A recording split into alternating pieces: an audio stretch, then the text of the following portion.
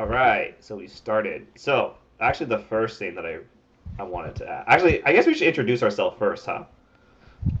Yeah, go ahead. All right, so I'm Kagros, and today we're gonna be talking about Persona.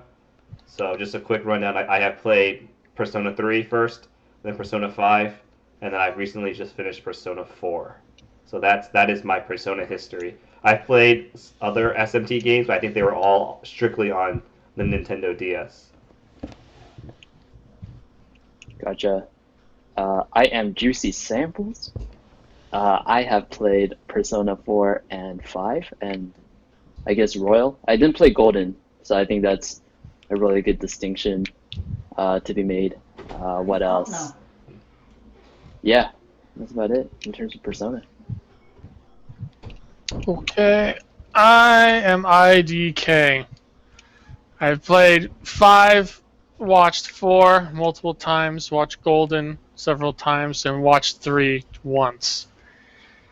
So while I understand them and enjoy them, I've never actually played them. The only Persona game I played was 5 and Royale. I have no experience with MST or SMT. I would like to also say that I was the one who bestowed Kagros with the ultimate P3 experience with what was it? Japanese dub, English subs.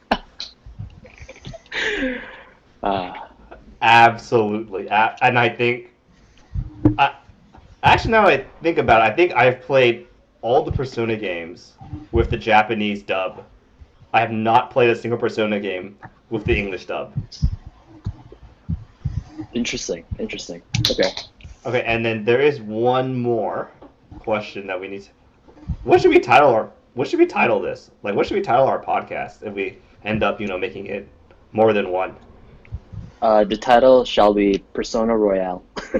Oh my goodness, dude! What if we decide to talk about other games like, shoot, I don't know. What if we want to We'll talk keep it about? Persona first, and then we can always cut it. How's that? Okay, sure. I mean, it could just be the name of the first episode. Yeah, I think it is a good name. I guess if we do decide to do a series of this, we should come up with a more, universal name. Something regarding brotherhood is my suggestion. Anything with Royale or Coliseum or Close. or anything that involves any death or glory, I'm down for anything. All right. All right. So, juicy samples. I think you wanted to kick things off. Yes. So obviously we have to talk about whether we're gonna get that Persona dancing compilation. When does it come out? It's already out. I think there's a sale. There was a sale going on. The Persona dancing games. I can at least say 4 is pretty good. That's what I heard too. I heard 4 had an actual story. Yeah, 4 is the only one with an actual, honest to goodness, like story attached to it that makes sense and extends the Persona 4 story plot, and it also includes references to Golden. Not explicit, but like it's an implied. And the dancing is okay. The songs are pretty good. So with the compilation, there's 3, 4, and 5, and like you said about 4, there's actual story that continues after Persona 4. So what I wanted to get to was for Kagras, would P4 be worth playing? Like what is your overall impression of the story? For P4, you're asking? Yeah. Let's get into the meat of it. Let's jump straight to it. So just some quick background. I literally just finished Persona 4 Golden last night, so it's pretty fresh. And regarding the story, I think the story was pretty good. even though I kind of called some major plot points at the beginning, obviously because I had experience with P3 and P5, so I kind of took some well-educated guesses on things at the beginning of P4. I think if I had played P4 before P5, probably I might not have called it. I wouldn't have called everything. But I think a lot of the major plot points I kind of called early on in the game, I want to say. So I think the story fit, and I think that there were some or the I know some people probably didn't like the fact that the endings were just so difficult, and it was like you need to pick the exact line, or you got to do a very specific action. So, and I don't think people liked it. But to be fair, for the game developers, Atlas, I think it was because this was kind of like a murder mystery game. Like the theme, I mean, like the full Arcana is called the Investigation Team. So you're kind of like detectives, and you know, in a detective game, you need to take the right line, otherwise the killer gets away. And I think that for this game, that was kind of one of the themes of the game. So I do like the fact that they do reveal the big bad, and unlike P5, so P5's problem for me was that the big bad, everyone that was behind it, it was, even though the identity of, I'm going to be a little ambiguous here, just in case I don't want to spoil anything. Even though the big bad was kind of always in your face in P5, it just kind of didn't really feel like it. You know, it was like, oh, like all of a sudden, oh my goodness, like, you know, like we just went 0 to 60. Like where did this big bad come from?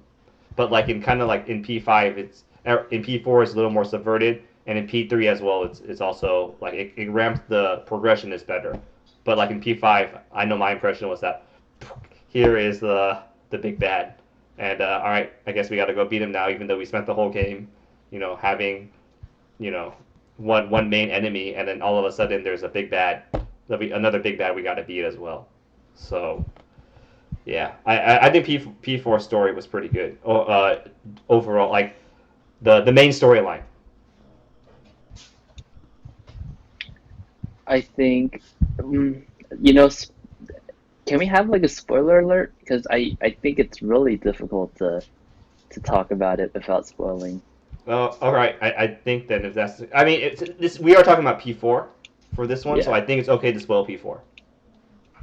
So, and you mentioned Persona 5 too, which I think, you know, big bad, like meaning it kind of depends who you're talking about.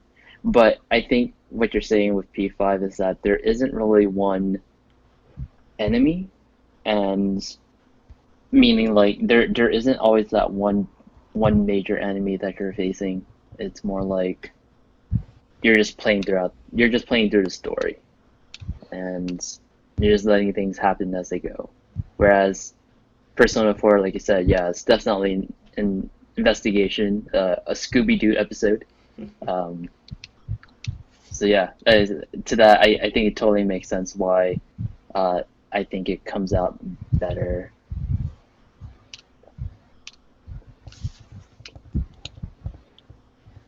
Mr. IDK, any thoughts on this? Uh, mm,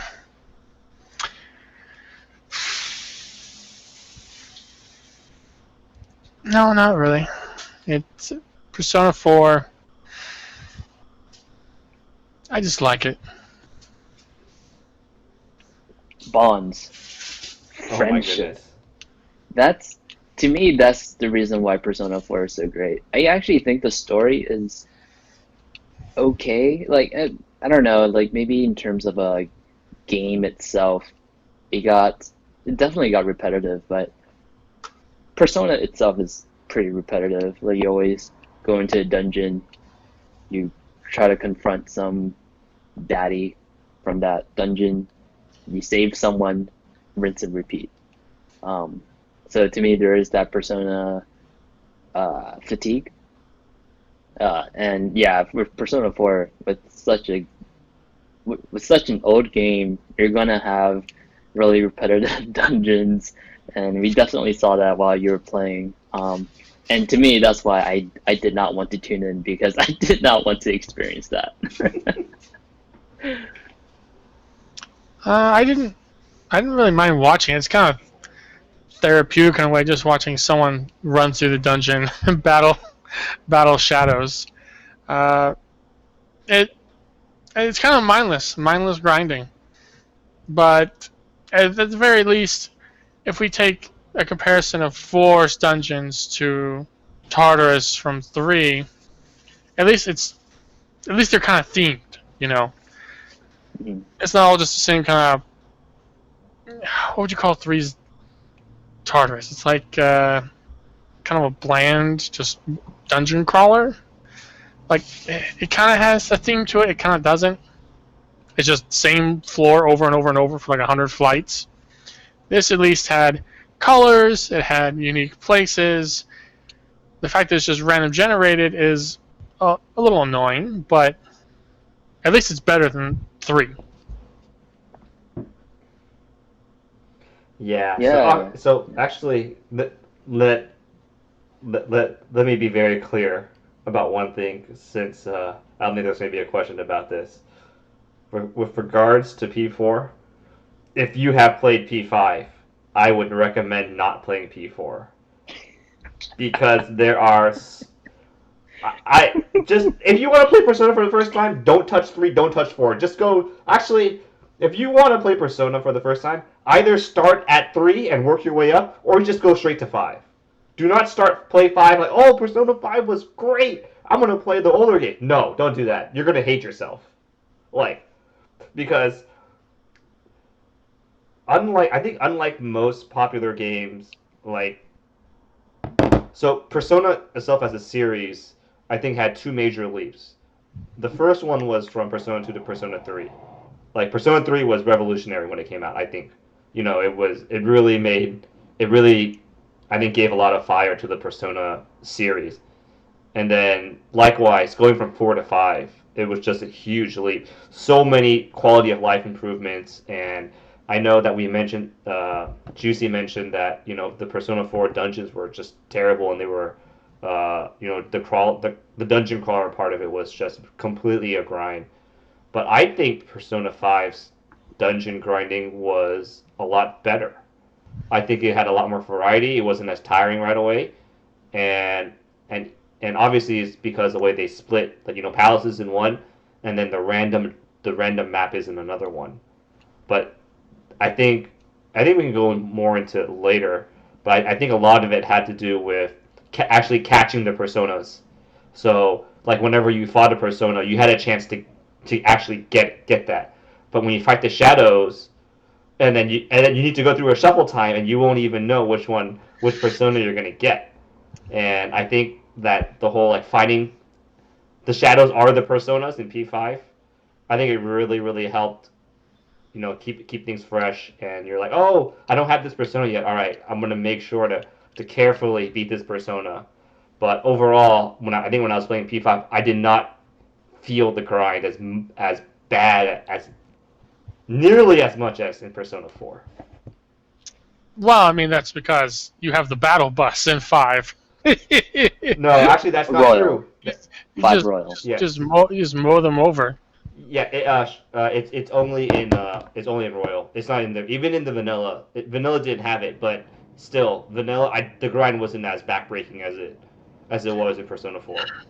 I mean, I can understand those points, but to say that, oh, if you're getting into Persona, you shouldn't play these old ones. Just jump to 5 and that's it. The thing is, you're not going to understand how good Persona 5 is without at least watching or seeing what Persona 4 and 3 were like. Good God, go back and look at 2 and 1. It is an entirely different world, an entirely different time that these games came from. So it's sort of one of those things, like, try at your own risk, don't expect these things to be super amazing in comparison to 5. You should still try them, though. You shouldn't just ignore them. At least watch them, so you can understand what's going on. I think piggyback on that for sure. I think if you played 5, yeah, definitely don't go back to 4 because it does not age well. But I do think if you've never played Persona before, I think jumping to Persona 4 is the perfect opportunity because you don't have that insight of how P5 is so much better than P4 in terms of playing the game, but I still think it's worth playing for the story. Um, but yeah, if you play P5 and you want to play P4 for the story, like I think you're gonna have a bad time, sadly. I think in that situation, you probably could just do what I did. Remember, I played 5 in Royale and beat them, put hundreds of hours in, and while I was waiting for Royale, I decided I'd finally figure out what happened in 4. Like, I couldn't get 4 Mm-hmm. golden because I wasn't going to pay $500 for a Vita. So I watched someone play through. I basically watched an entire 120-hour playthrough of Persona 4 Golden, and I got to see everything. And it was amazing. I fell in love with the game, despite the fact that I never played it. I got to avoid all the nasty grind and got to watch someone else do it, and I could skip through it. So maybe that's what people should do these days. It's if you really Mm-hmm. want to experience Persona the way it was back before it became super big, sure, dive into 3, dive into 4, pull your hair out like Kagros did. Don't no. You only pull your hair out if you played Persona 5 before. No, I think Persona 3 and 4 are going to feel very clunky, and 3 especially is going to look very old. I mean, watching a playthrough of 3 was like, it was kind of like watching a playthrough of Legend of Zelda: Ocarina of Time on the N64. Back when I was a kid, that game looked amazing. Now it's just a bunch of sharp polygons. Like, it's going to be a bit of a shock. You So, know, Persona 3, Persona 4, they're on the same engine, so like just saying. I, Yeah, I guess they both equally look bad. But yeah, I think that the game is good enough to be played. But again, like it definitely aged. Uh, and if you played Persona 5, then you're just going to bitch and moan like Kagros. All right, all right, all right. Hold up. All right, so there are a lot of slanderous accusations being thrown around here. So let me make one thing very clear. Yes, I actually agree with Juicy Samples over there. I do believe that if you're brand new to the series, I think starting at 4 would be good. But I think even then you'll still feel the grind. The grind is still there, Oh and yeah, the grind. but do not play P3. Like P3 is like you can't control your party members. You know how annoying that is. You cannot control your party members. That's a huge problem. And I think that anyone in this day and age that plays an RPG where you cannot control all the characters, they're gonna just go mad because your party members they will do some stupid shit.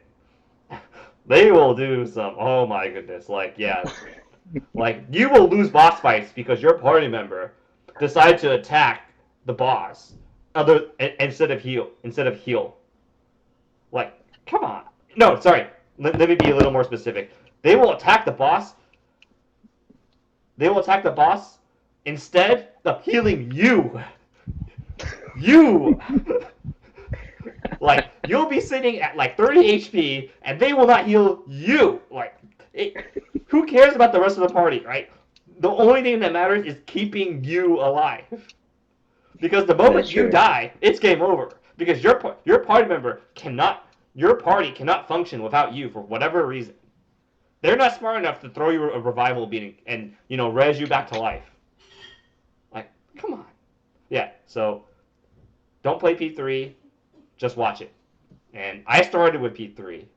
I thought it was amazing because it was a very unique experience. And I don't think there is another game that is similar to P5.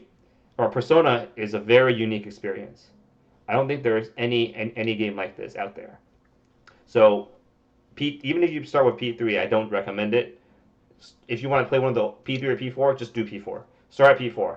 Otherwise, if you don't have time, just go straight to P5 and enjoy the experience. Like, sure, you will understand how much better P5 was compared to the other Persona games, but in my experience, I completely forgot about P3. All the bad parts about P3. I only remembered the good parts of it, like the social links, and then how your bonds are your power, right? Like and then like about the bunch of characters you got to meet.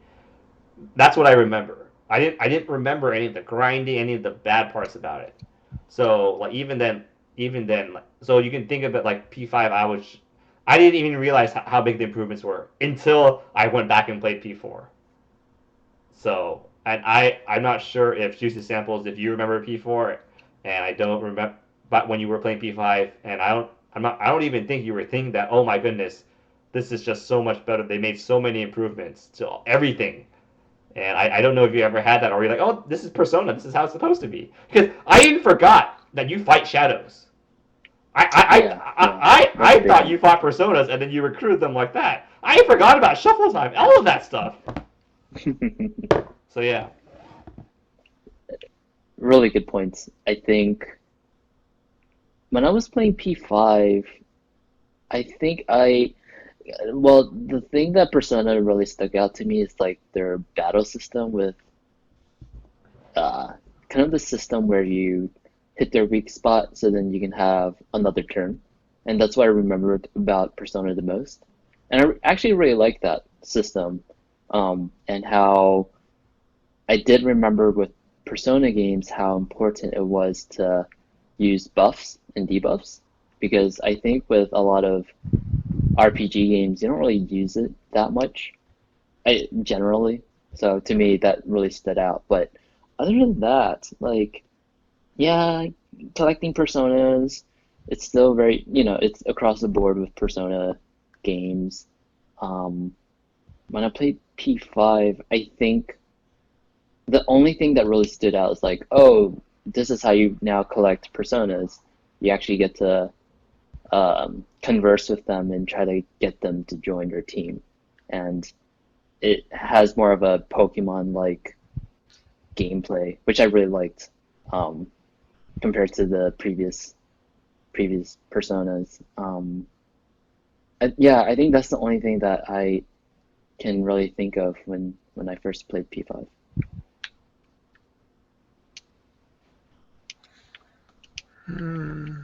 Well, I mean, with P5, you can definitely tell they had a lot of time to think about where they wanted to go with Persona. I mean, what was the number of years between 4 and 5? It was something like 8, wasn't it? No, I think it was like 6 at years. least 7 or 8. Really? I mean, when was Golden released in 2010, right? Golden was 2012, wasn't it? Okay, yeah. So yes, it was 2012. So there would have been 5 years from Golden, 2017. Yep. We had 5 released. Mm-hmm. And then if we consider Royale to be like the perfect version, that's another, like, what, 3 years? So 8. But, they had a lot of time to look back at all the critiques from 4 and 3 and be like, okay, what can we do to make this better gameplay-wise? And I think it was really smart of them to go back to Persona 2. Persona 2 had negotiations. So you can negotiate with Personas to get them. And so they brought back this old mechanic they probably took in Persona 2 from the SMT series and put it into 5, and we're like, yeah, you're a phantom thief. You're not going to rely on some shuffle time to get a Persona. You're going to point your gun at them and tell them to join your team or else. So, which did make it a lot of fun. Yeah, watching Kagros have to, like, shuffle time Persona, I'm like, well, it doesn't seem that bad. But then, it's a loot box. Are you going to get the Persona you want? And the thing is, like, you get duplicates, and the thing will just tell you, oh, you already own it. Like, you can't even pick it and, like, buff your own Persona again, like, from picking a duplicate up. It's just like, oh, you got a duplicate, you're boned. Have fun. Yeah. And again, I think with P5, it's just so flavorful compared to any of the other Persona games. And, like, everything made sense with context, right? Like, when you get Personas, you have to stick them up like a thief and steal from them, which is to attain their Persona. So Yeah, and then with P4, yeah, it's just loot boxes, which doesn't really make any sense, but you know, it is what it is. Yeah, and it's it's just like the different themings, I guess. Uh, what do I want to say about this? How did you get Personas in 3? Was it just fusions? No, It's the same same way. thing. Shuffle Same time. way, shuffle time? Yeah. Okay, so they did it for 2 games back to back. And yeah, I guess they were just tired of it. Like having to shuffle, having to farm just to get a persona. I guess you can compare it to like Pokemon again, going back to that Pokemon comparison where like you have to walk through the grass tons of times, hope the random Pokemon you want pops up, which is a grind.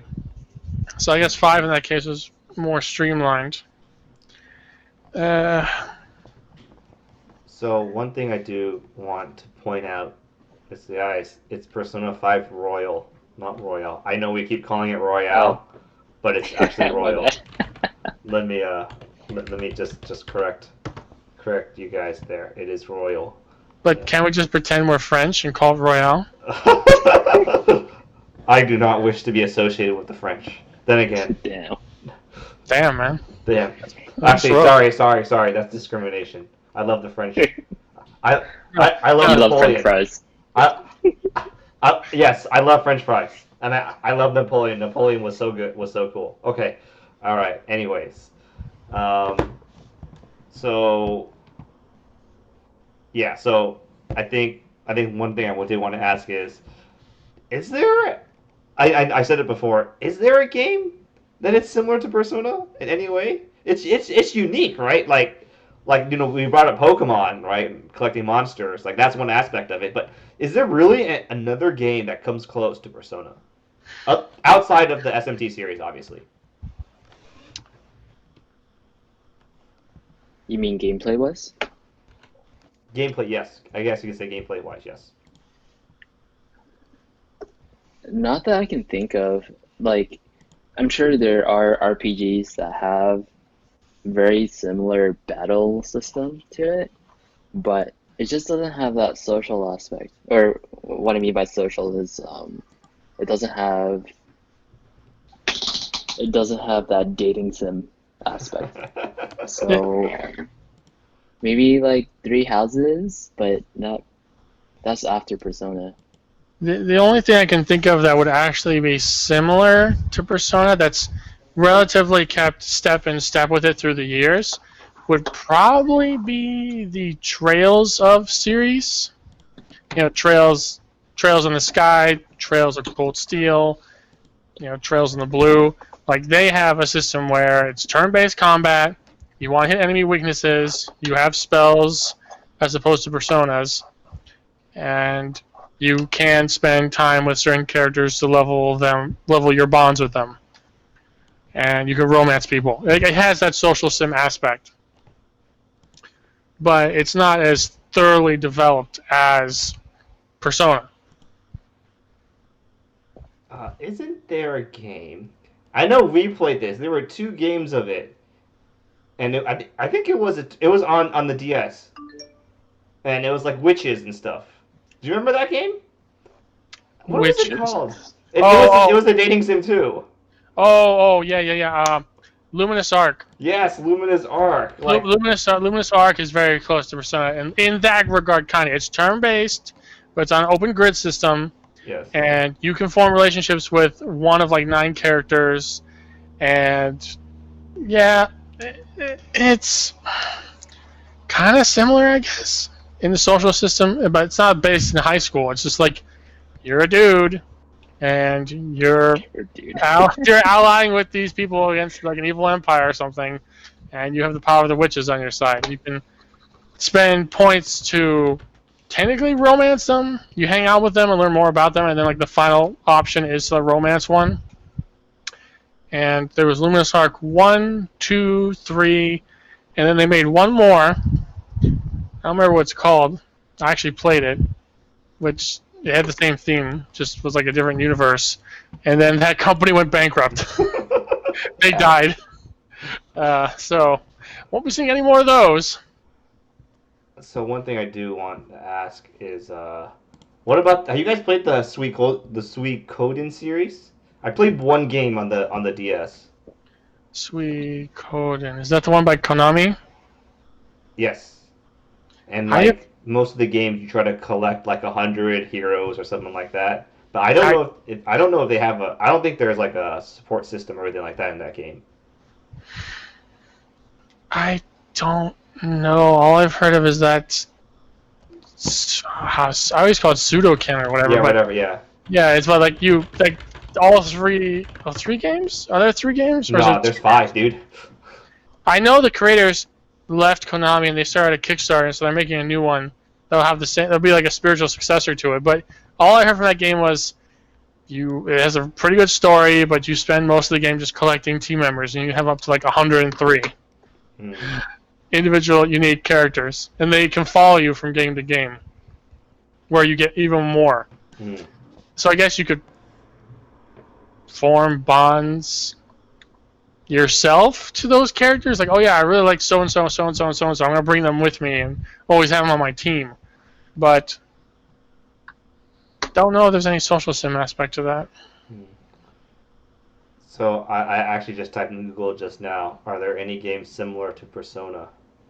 And actually, I think this list is specifically Persona 5 Royal, and the #1 game, Trails of Cold Steel, There we go, baby. Wow. There we go. and number Whoa. two, Yeah. number two, Fire Emblem Three Houses. Mm-hmm. Mm-hmm. Number 3 is SMT4 Apocalypse, which is not really a fair comparison. And then number 4 is Attack on Titan. And then number 5 is the Tokyo Mirage Sessions. Fire Emblem, Oh, Mirage. which is technically in the SMT universe, so we don't really count that one. And then finally, this is the last one I'm going to mention. Number 6 is Yakuza 0. Oh yeah, Yakuza 0. You do run around and like form bonds with people, and you can hang out with them. Through I don't know what. Well, you do side quests with people, so you can get to know them better. But like, I'm pretty sure Yakuza 0 is referencing the Cabaret Club, where you can like level up girls and make them better at their job, and give them items and stuff, and like, yeah, I forgot about that. That's I watched the entire Yakuza series while watching someone on Twitch. It's amazing. Like, Zero is probably the best in the entire series so far. I'm super excited for like a Dragon, aka Yakuza 7. They can't call it 7 in America because people get confused. So it's just Like a Dragon, which is what Yakuza's title in Japan was originally. Oh, jeez. But, yeah, makes sense. Trails of Cold Steel would be up there at number 2. Because, like I said, it does have a lot of the high school, romancing, life sim, and then turn-based battles. It's very anime. But it doesn't handle... Well, it kind of handles some dark stuff, but not nearly as dark as Persona. Like, yeah. Not spoiling anything for that series. It's kind of there, it's kind of not.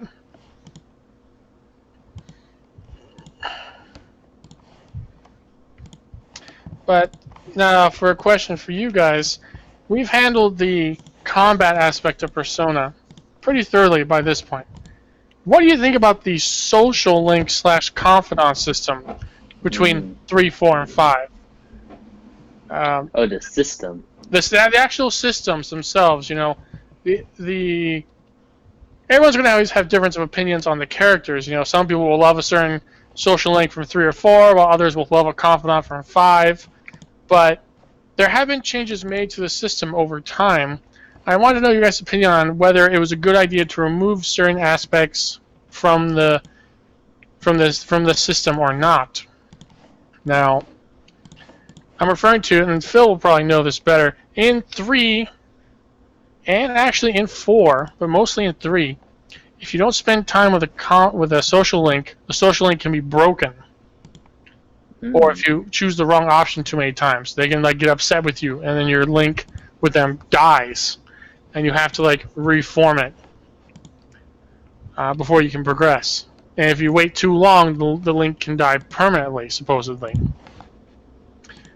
Now, there's evidence that this system was going to be included in 5 vanilla, but it was eventually dropped. Like, they found files of like the confident like tarot cards upside down and with like bullet holes through them and stuff, and that all got dropped. I guess maybe because they thought people didn't want to deal with that.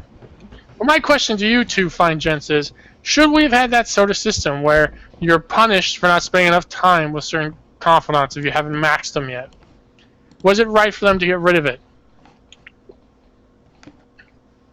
I'll let Kagros speak first. All right, I have a lot to say on this subject. So, one thing I do want to point out is that the rank down system technically is very realistic. You know, in real life, if you don't spend time with, your friends, then eventually it can die out.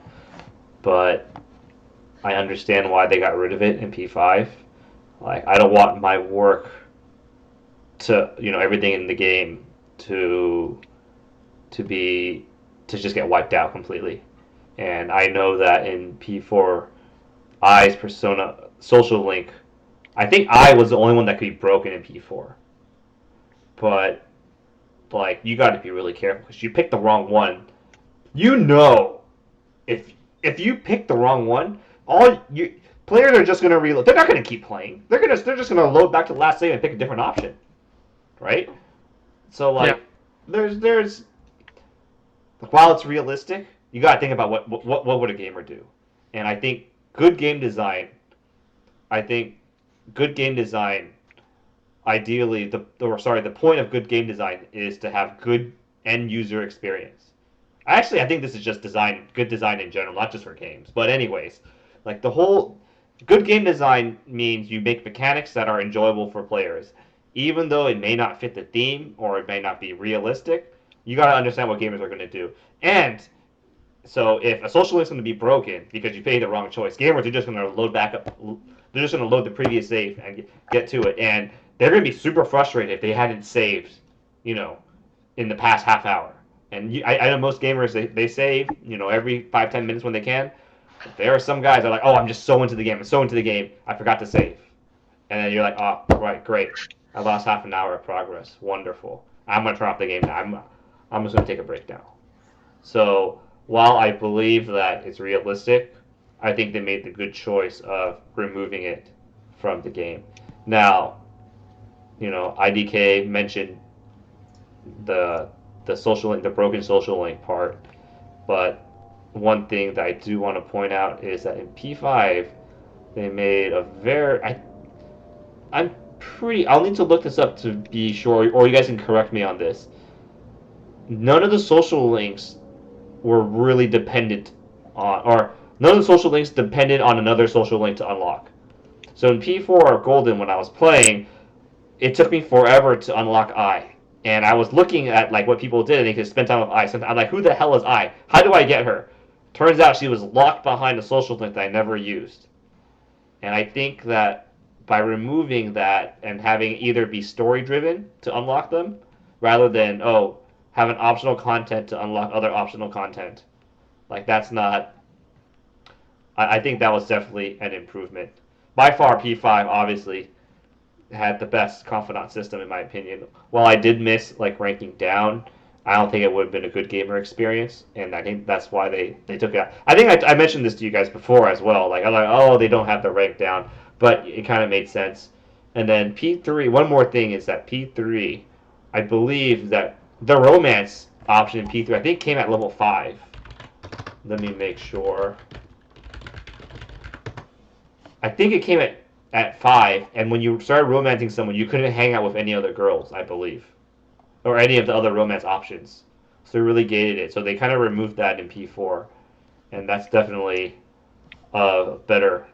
Better. I don't want to be restricted to my social links, because I remember I went for what was her Chidori Chihiro. I always get them mixed up. I went for the Justice Arcana, and then I couldn't rank up anybody. And after that, I went for Yukari, and then after that, I went for Mitsuru. But you have to level them in that order, so it really gated what you could do. And I think that was one of the main time sinks on why you couldn't. It was really difficult to max out all the social links in P3. I think P5 I came the closest to maxing everything out on the first playthrough, and in Royal I maxed out on the first playthrough, of course. But P5 I was three social links away from maxing on the first playthrough, and I think that had I optimized my time just a little bit more, I would have gotten it. P4 I think even with the extra time in Royal, or sorry, Golden, I think I was eight levels away from max, which is quite a lot. I think in P3 I wasn't even close. So I think it was definitely good to do that for the sake of the players. So yeah. All right, Juicy. Let's hear your thoughts. Uh, so the original question was whether I miss any of the older systems. Was it? I mean, was it a good idea in there? Was it a good idea for them to take out the negative consequences of not taking care of your relationships? You know, the ranking down or the breaking of the links and having to like reform those. Yeah, I think they should make it easier, actually, in my opinion, where I think you guys kind of touched upon how with these social links you want to maximize on them. And I think a lot of people who play RPGs tend to want to maximize on their playthrough. I think the term you're looking for is efficient. I think efficient is the right term, probably. Or optimize. Optimize. Sorry, optimize. Optimize on their playthrough, and I think that having options where it can either be less beneficial or less optimal or even like negatively impactful is a bad design. Is I think is a inherently bad design. So I think it should be easier where I think hopefully in the future Persona games, any option you choose is correct, and that allow you to RP more as opposed to having to choose the right things to say. But to me, like I think that only applies to the social links, whereas I think we'll talk more about Persona 4 and its ending and like just the sentiment towards having to choose the right things in order to progress through the story, and I think that's something that I want to get to.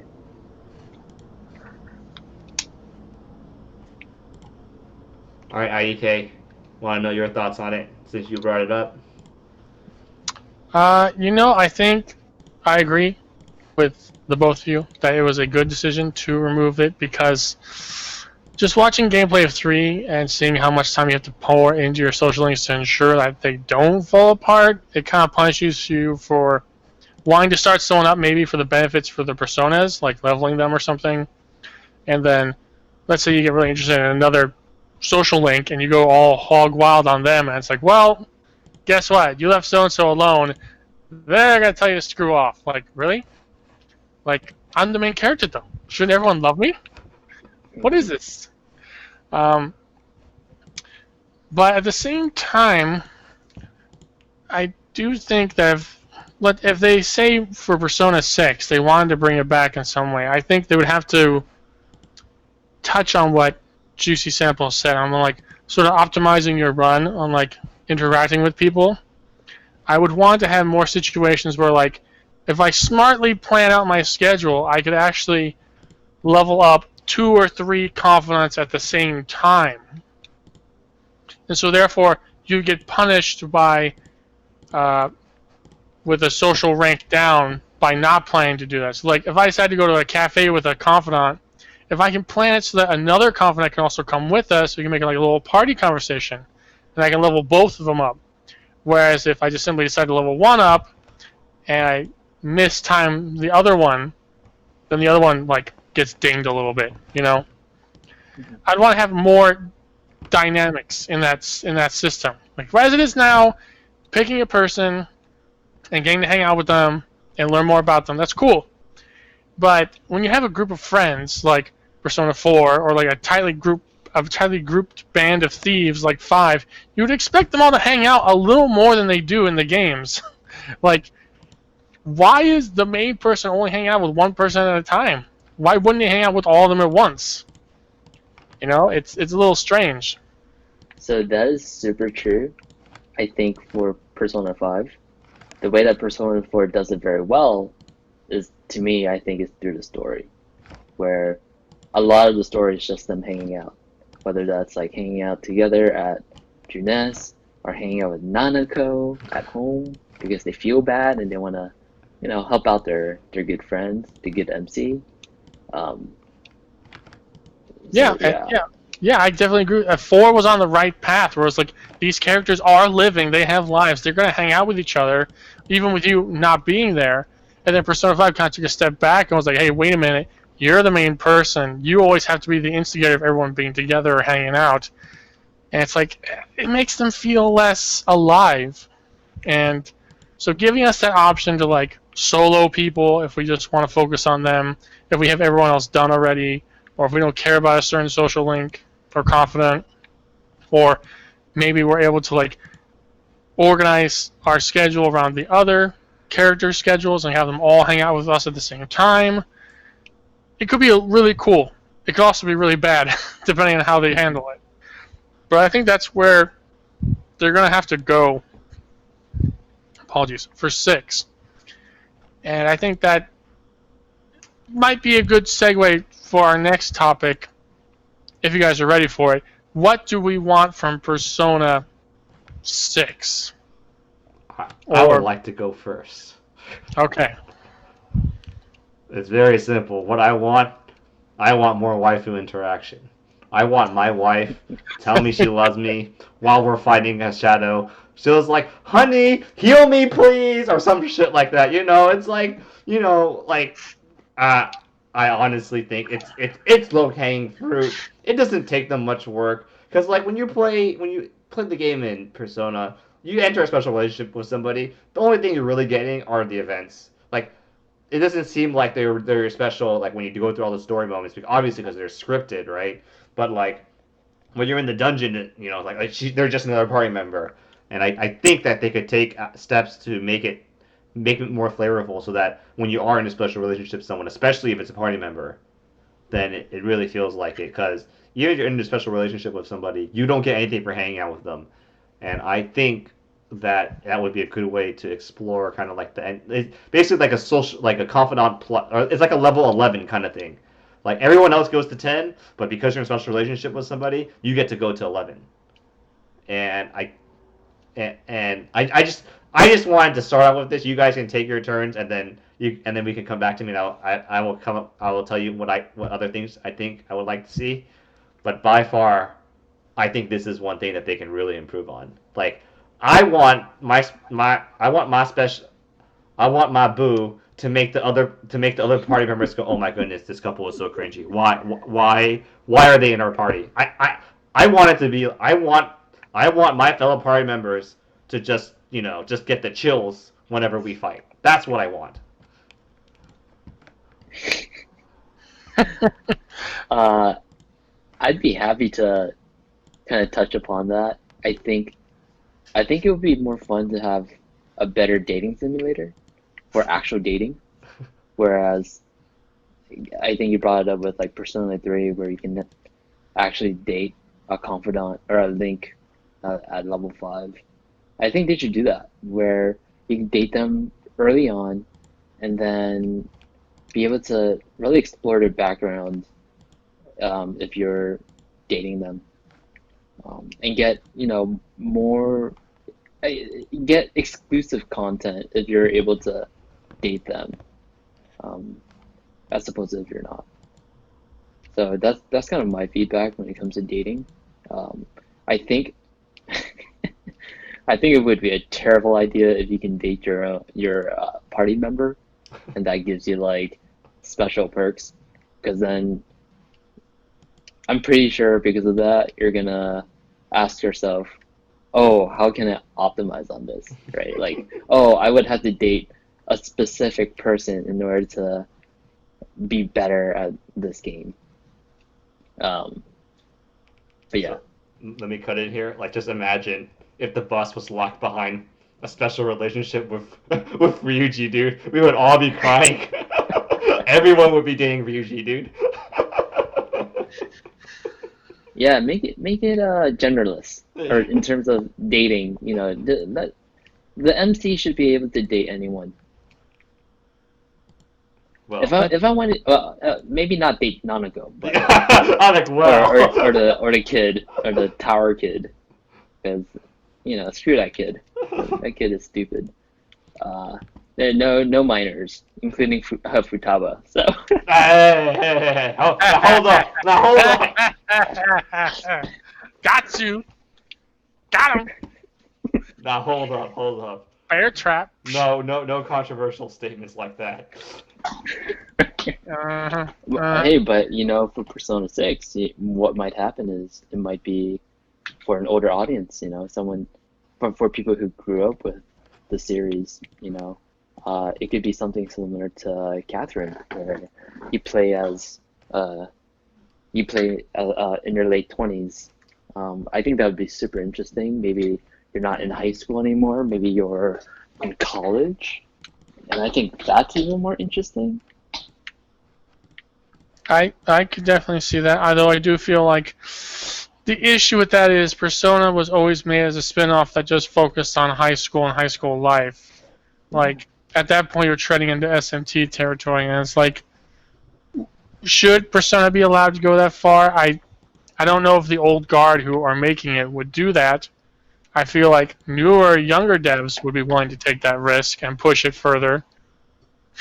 Maybe have it be like starting your last year of high school, and you're focusing on like your college prep tests, and suddenly you get your power, and you have to like deal with personas at the same time while also getting into a good school. I don't know where it would go from there. Get very confusing, but I think that's a good point. I would take that back, actually. I think it would be alienating their fan service, or not fan service, but their core gamers, which is Japanese people. Yeah, that. Because I feel like college isn't like the general step that people take normally. I mean, I think the problem is, but it's a game focused on high school because they have a crazy, how you say it, fascination, adoration.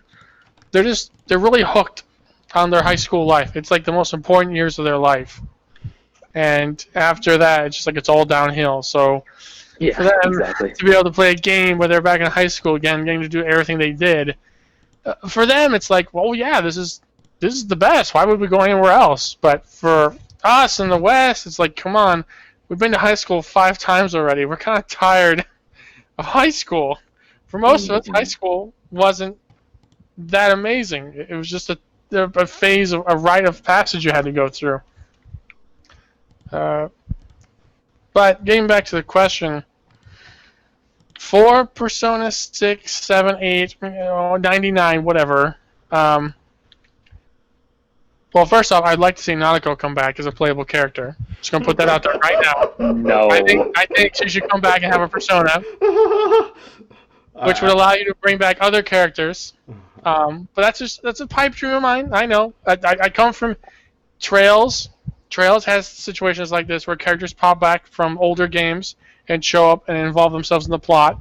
So having that would be a lot of fun. But as we've already seen with 5 and 4, characters from the previous games didn't show up to save the world. It was our new guys.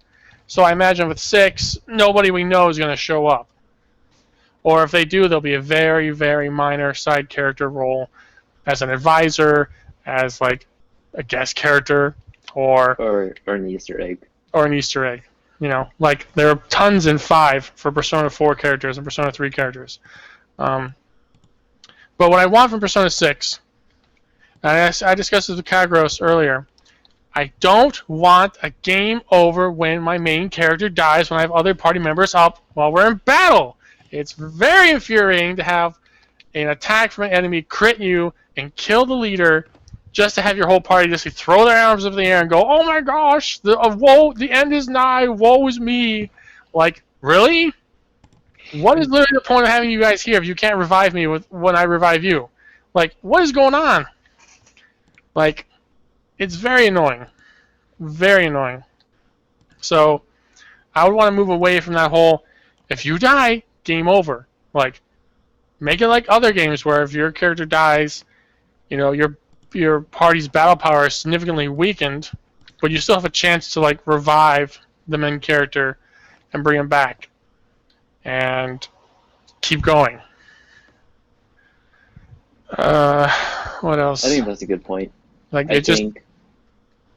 Good. I think it's just it's old carryover from old RPGs where like, yeah, you're the main character, you're probably the one carrying everyone, so you dying, the party would die. It's like, no, we're past those days. Now everyone's carrying an equal share. The main character is the most important character, but he shouldn't cause a game over when he dies. It's just very frustrating and annoying. Yeah.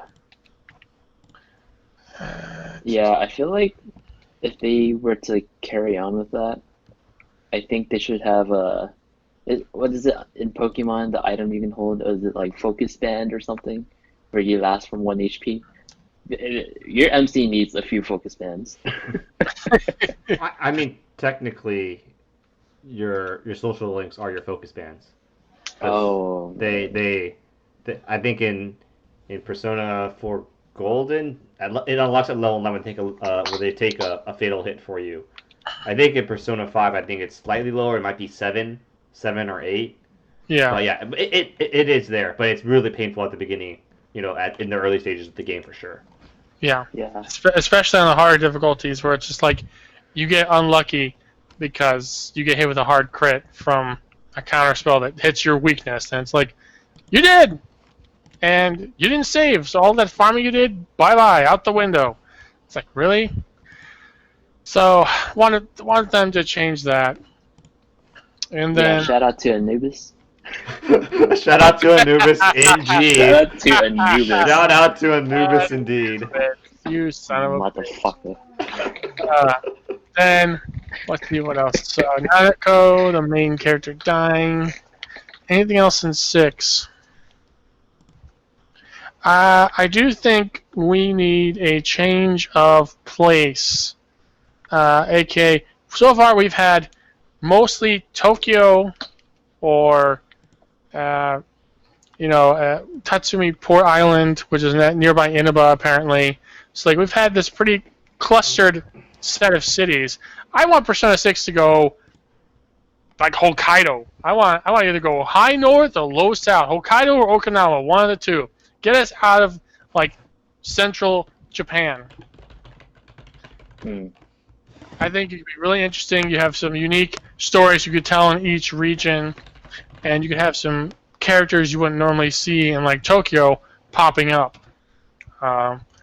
Especially Okinawa. Like, you could have a big focus being like the military bases there from the Americans, and tell a story about that, and maybe have a link be an American soldier. Like, whoa, I'm an American soldier. Like, it'd be completely nutso, depending on what kind of story you wanted to tell.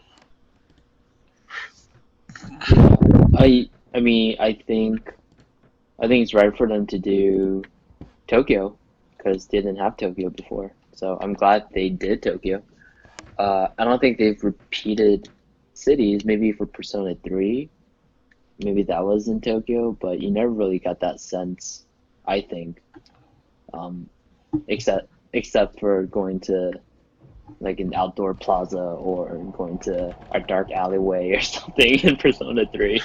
I was gonna say, I think Tokyo, or a suburb of Tokyo, is the staging grounds for 1 or 2, because I do remember them saying in 5 there was a plan initially in the beginning to have, I'm gonna get this wrong, Yusuke's school was going to be a school from one of the earlier Persona games. So, and Yusuke himself was going to be a character from one of the older Persona games brought forward. So they've definitely tinkered around in the big cities enough. Big city, a port city, and then the countryside. It's like, let's go down to the beach, or let's go really way out there into the northern reaches. Like, what would a Persona game be like set in Hokkaido, where it's like snowing all the time and it's cold, and it's not a lot of people, but there's a lot of like farmland and culture. Might be a little too similar to 4, but I think it could be really interesting. Yeah, I don't disagree. I actually don't mind if they go back to something similar to 4, and they could always have a kind of like a theme that they can go back and forth with in terms of setting location. But I hope it stays in Japan. I don't. It's like, yeah. I'm sorry. I don't think they would ever take Persona out of Japan. It just. And I wouldn't want them to. I mean, the original plan for 5 was to have these Japanese school kids leave Japan and go travel around the world. And then, thanks to the earthquake and the tsunami, the developers were like, "Oh yeah, we should keep it in Japan and just have them travel there via the Palaces. the palaces." It's like they're still in Japan, but they're not actually. They're going to these far-off locations in the palaces to show unity with Japan, like how everyone's united together to face this crisis. And I can't see them not having a Persona game in Japan, at least at the beginning, or for most of it. Yeah, I just don't think they should take it out of Japan. I think all of us are in agreement here. It should, it's a Japanese game, and and it doesn't make any sense to take it outside of Japan. I know that other SMT games, like Devil Summoner, takes place in Antarctica, but the main character is still Japanese, of course. But yeah. Uh-huh. So, all right, is that it for you, IDK? Is it my turn? I do think one last thing. This has been brought up actually a lot in some of the subreddits and Persona forums.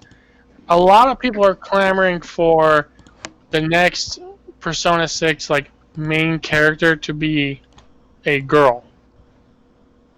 Like, straight up, it's a woman. Because we've had men for all of the other Personas, with the exception of 3 where P3P gave you the option to be a female character. And since that point, they haven't tried it again. My opinion, I could go either way. It doesn't really affect or bother my playing of the game. If it's a guy, it's a guy. If it's a girl, it's a girl. But what do you guys think? Would that be the right thing to do for Persona 6? Make the main character a girl? Why not? I don't mind. I think maybe there's better stories you can tell if you're playing as a woman. Maybe you can explore more mature themes, which I definitely love. Yeah, all for it.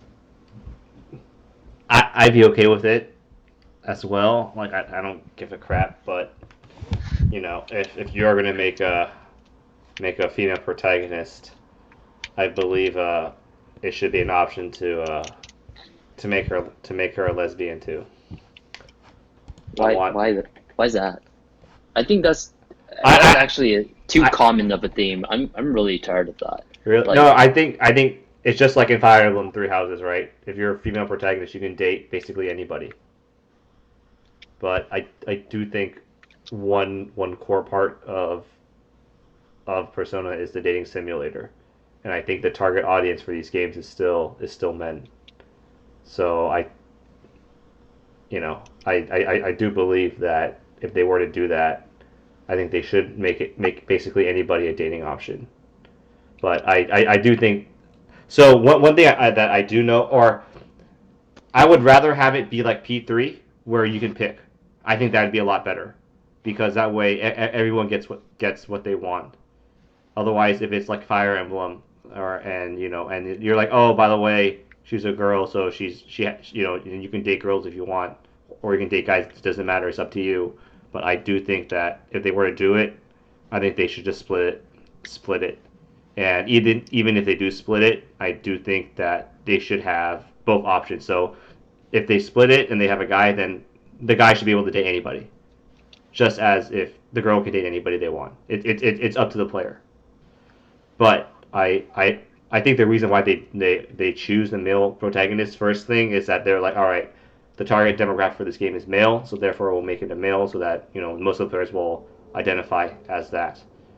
And then, but the problem is that if you have all these scenarios here, now you got to write scenarios for all the social links.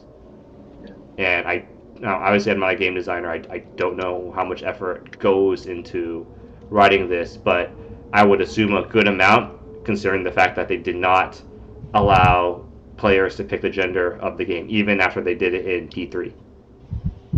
So I think there was definitely a reason why they did not allow players to either pick a female protagonist or just make the protagonist female.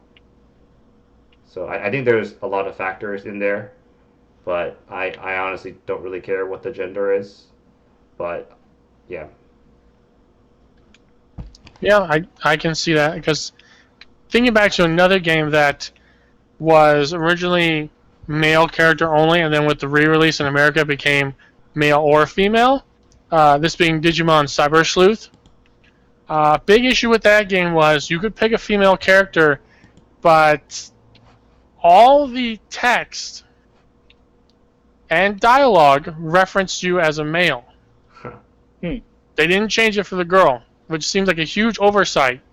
But you'd be playing as a girl, and the character, like the main detective lady, would refer to you as being like a cute boy, and I was like, oh, they just shoved a girl model in here so you could play as a girl, but didn't bother changing anything else. Like it was very odd. So I wouldn't want them to half-ass it. It would need to be like Persona P3P, where they added in the female character, they added in a bunch of new dialogue for the new social links with the guys for her, added in a new attendant just for her, and yeah, like Kagros says, that's going to be a hell of a lot of work, and I don't know if Atlas and Persona team are going to want to do that. But not having a female Persona main character, it does limit the stories you're able to tell with just a male character. Like, there are certain things that only women are going to notice or see or have issues with that could be ripe for discussion in Persona, but we'll never be able to do it if we're always seeing it from the male side of things. Yeah, my question is, why can't I just be a girl that dates guys?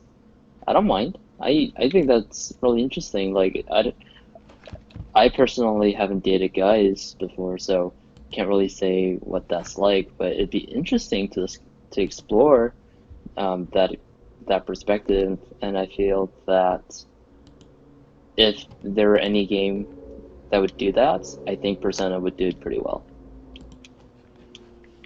Yeah, I agree. If we had the same quality of confidants that we had in Royale 5 or in the social links in 4, and you just swap the genders so that you're a girl and you're dating all them boys, it's like, it could be real interesting. Yosuke Bosuke!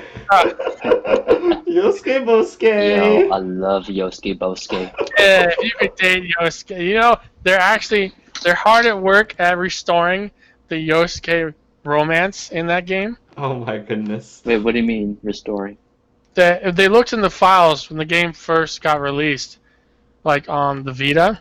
So hackers tore it apart, and they found out that there was actually a romance for Yosuke planned and written. Like, they actually had the voice actors say all the lines for it. Interesting. And so, but it was cut at like the last second. So now they're going in and rebuilding it. And I think they're at like 13% done, last I checked.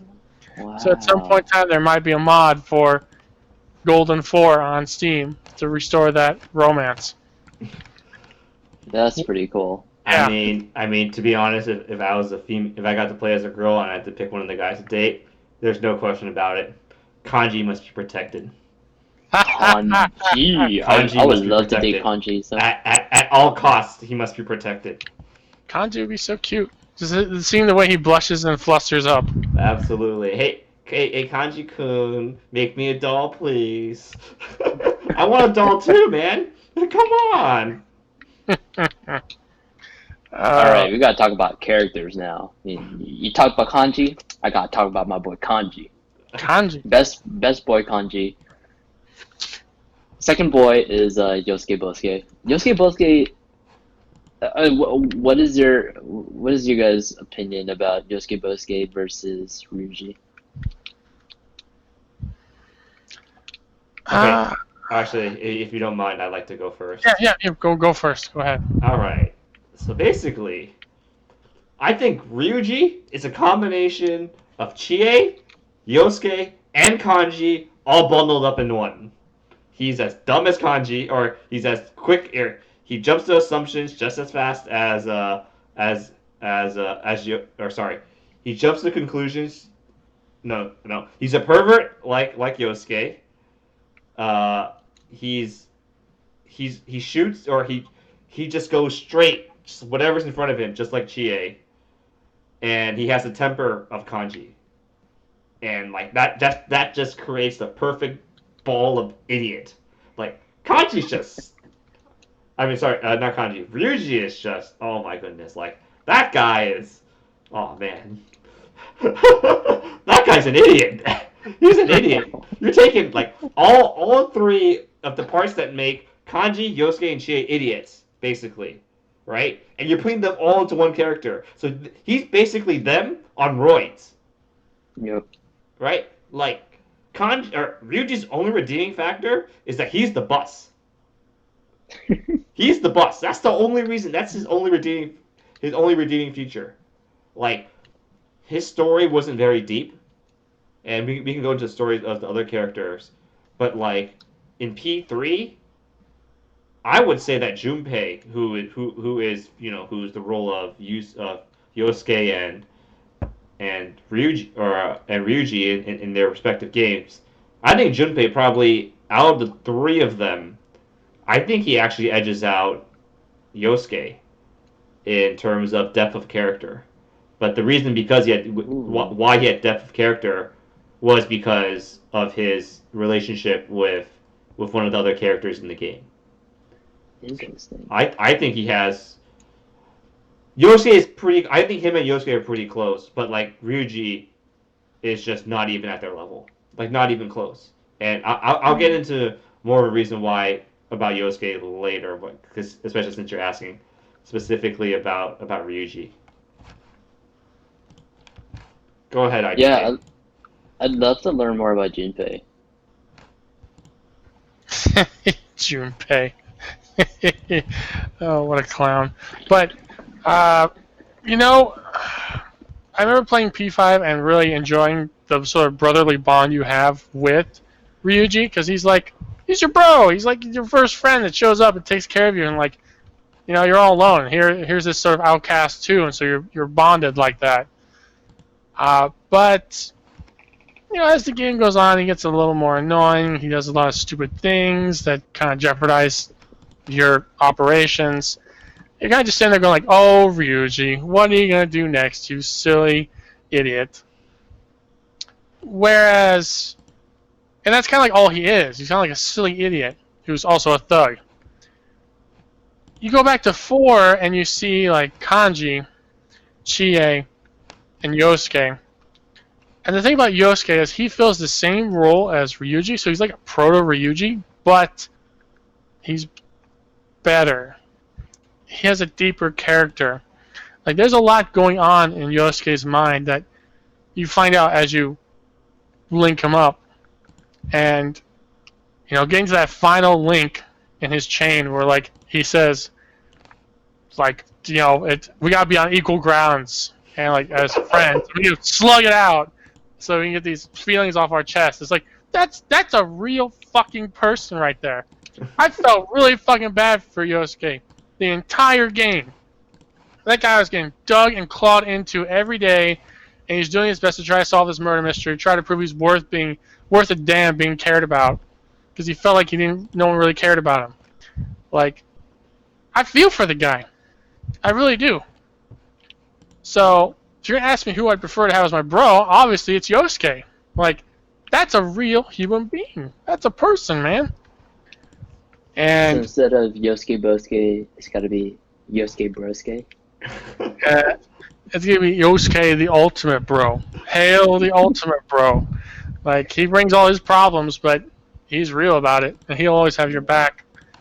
And then, and moving on to like, again, like Kagros said, Ryuji kind of has bits and pieces from other characters as well. They're like, oh yeah, he's a thug like Kanji. Oh yeah, he cuts straight to the point of things like Chie. And then he's also a pervert and an idiot like Yosuke. Like, it's great you took all those great parts from these characters, but just throwing them in a blender and making a new character from it doesn't make that character automatically good. You have to spend time and energy writing these characters out. And all of them get written out really well, so that those good points, or so like those main characteristics, are in addition to all the other things that back them up. Yosuke's relationship problems, his dealing with being out in the middle of nowhere as a city kid, and everyone hating his guts because his father's job is basically killing all their family's businesses. Chie sort of living in the shadow of Yukiko and not being sure where she wants to be, always being overlooked by other people because she's always near Yukiko. Kanji not knowing whether him liking to sew and do sort of clothing stuff is too girly to be a man. Maybe he's not a man, maybe he's a girl. And him fighting with that while also having this sort of very male character, being like a tough guy with, battle scars, and the skull and crossbones, and the tattoos. And it's like, there are all these pieces that put these characters together that make them the interesting characters they are. And then when you look at Ryuji, you're like, what's going on with you, man? Nothing. Like, you're just there. Thanks for being the muscle of our group. Thank you. There's little tidbits. There's like his previous, like, friendship with Anne that it's hinted about. He owes her money, so he could buy a dolphin figurine for like his mom. Like, more of that would have been nice. Didn't get any more of that. Maybe learning more of his you learn more of his insecurities about his running because he got hurt, but that dries up real fast after Kamoshida's taken down. And then it's just like, okay, Ryuji, you're here. Move on to the next person. We need to know their tragic backstory and why they should be a thief. It's like, okay, fine. Yeah, I think you put it in the best way possible about Ryuji, at least. Yeah, I definitely like Yosuke a lot more than Ryuji, but I don't remember Yosuke's side stories, and it could have been because I didn't focus on him very much on social ones. And given, like, when I played Persona 4, it was my first time playing Persona, so I didn't give much effort to social links, and I always just wanted to progress the story. So I actually didn't get too much storylines out of everyone, except for Nanako and Dojima, because they're the best. All right, so now it's my turn. Let me answer let me clear some things up over here. All right, so I think when you're comparing, so let's use the three main guys. We got Junpei, Yosuke Bosuke, and Ryuji. All right, I think what makes these characters great is the characters that they are associated with. So, okay, I want to make sure I'm saying the name right. Give me 1 second.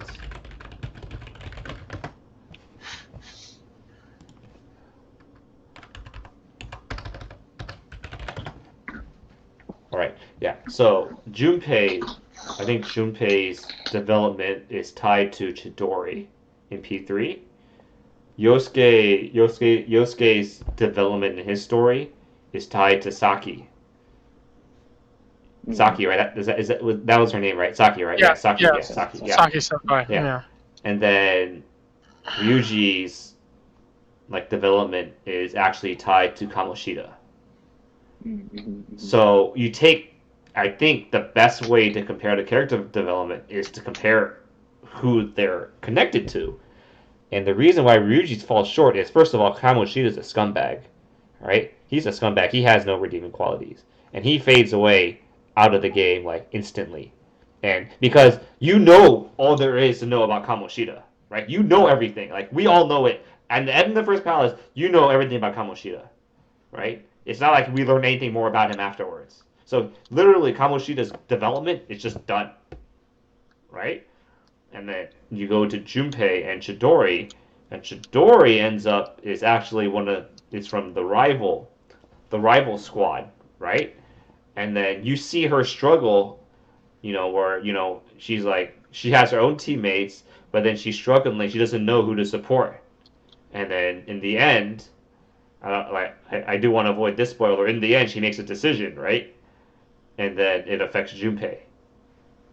And I think that because of that, there's a lot more development in Junpei's story, because he really does go through the whole he's just like a jock. He's is he the chariot? No, he's not the chariot. Is he the chariot?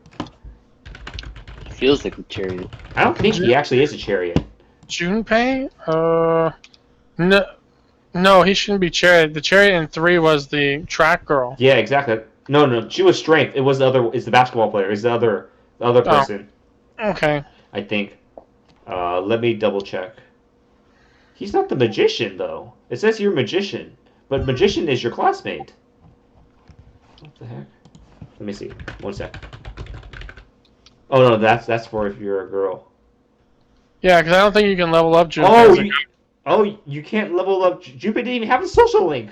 Yeah, the guys don't have social links in 3 if you play as a guy. That's the big change that P3P brought. It was you're a girl now, and all the guys who just randomly were there for the dude are actually sociable now with the girl. Oh, yeah. See, I don't even remember this stuff. I was like, what's Akihiko? I don't remember. Yeah. So, anyways, okay. I guess Junpei doesn't even have a social. He feels like a chariot though. He does feel like a chariot, but yeah. But he does have that huge relationship because of Chidori.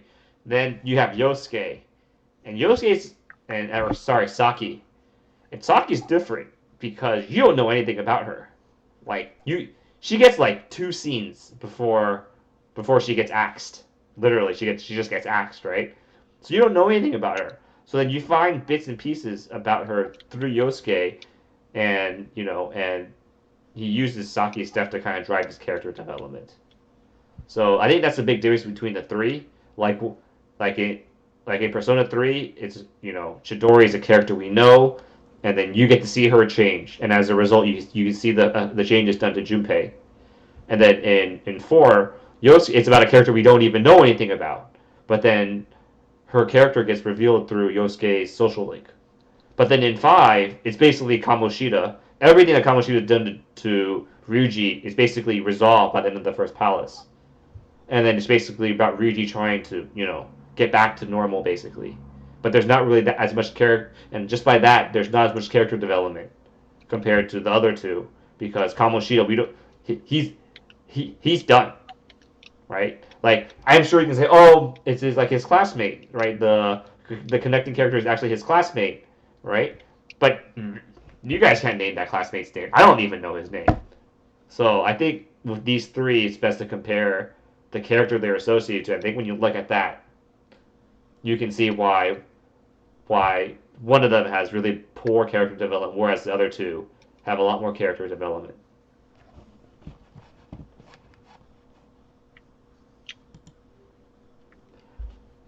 Yep. I'd like to ask Kagros a general question. What was there about P4 that you liked more than P5? And vice versa. In terms of story. I think we talked about this. I think P4 definitely was a lot more. I don't know. There's a better word, progressive, with their social links. Mm. Or obviously, right? I think we know why. You have the Deaf Arcana, you have Kanji, and you have Naoto, right?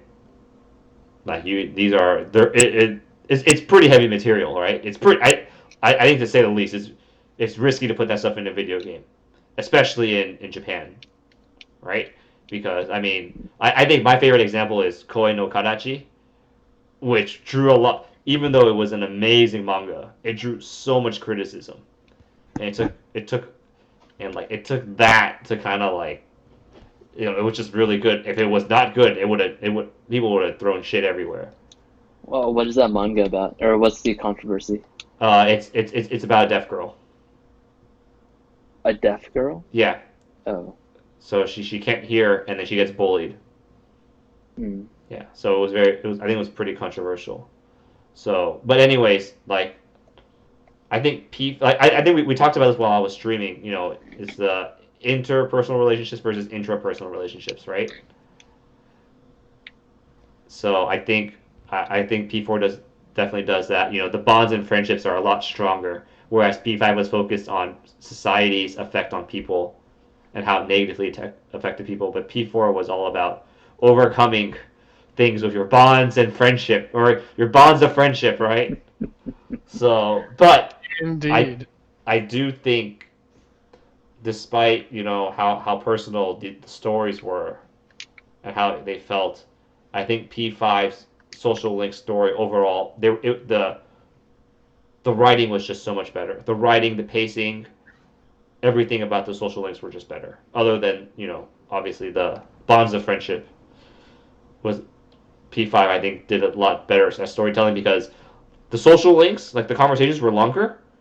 Right? They were longer. More things happened during each level, and it actually progressed. Like some of them, I forgot who it was, but one of them. Oh no, it was Yumi.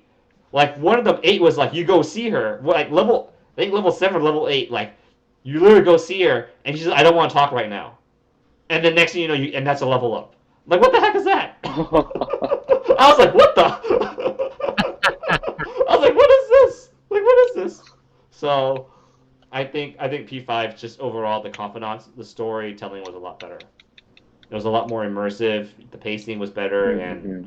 there was actually story in them. Whereas, like in P4, sure, it touched on subject matters, deep subject matter, heavy. But in the end, like the writing just wasn't as good as P5.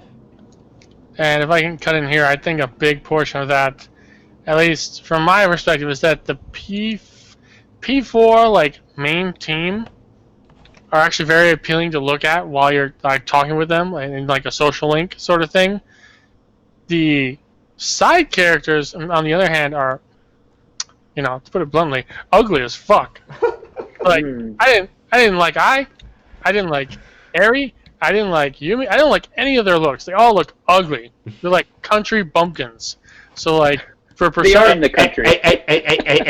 Hey, hold up.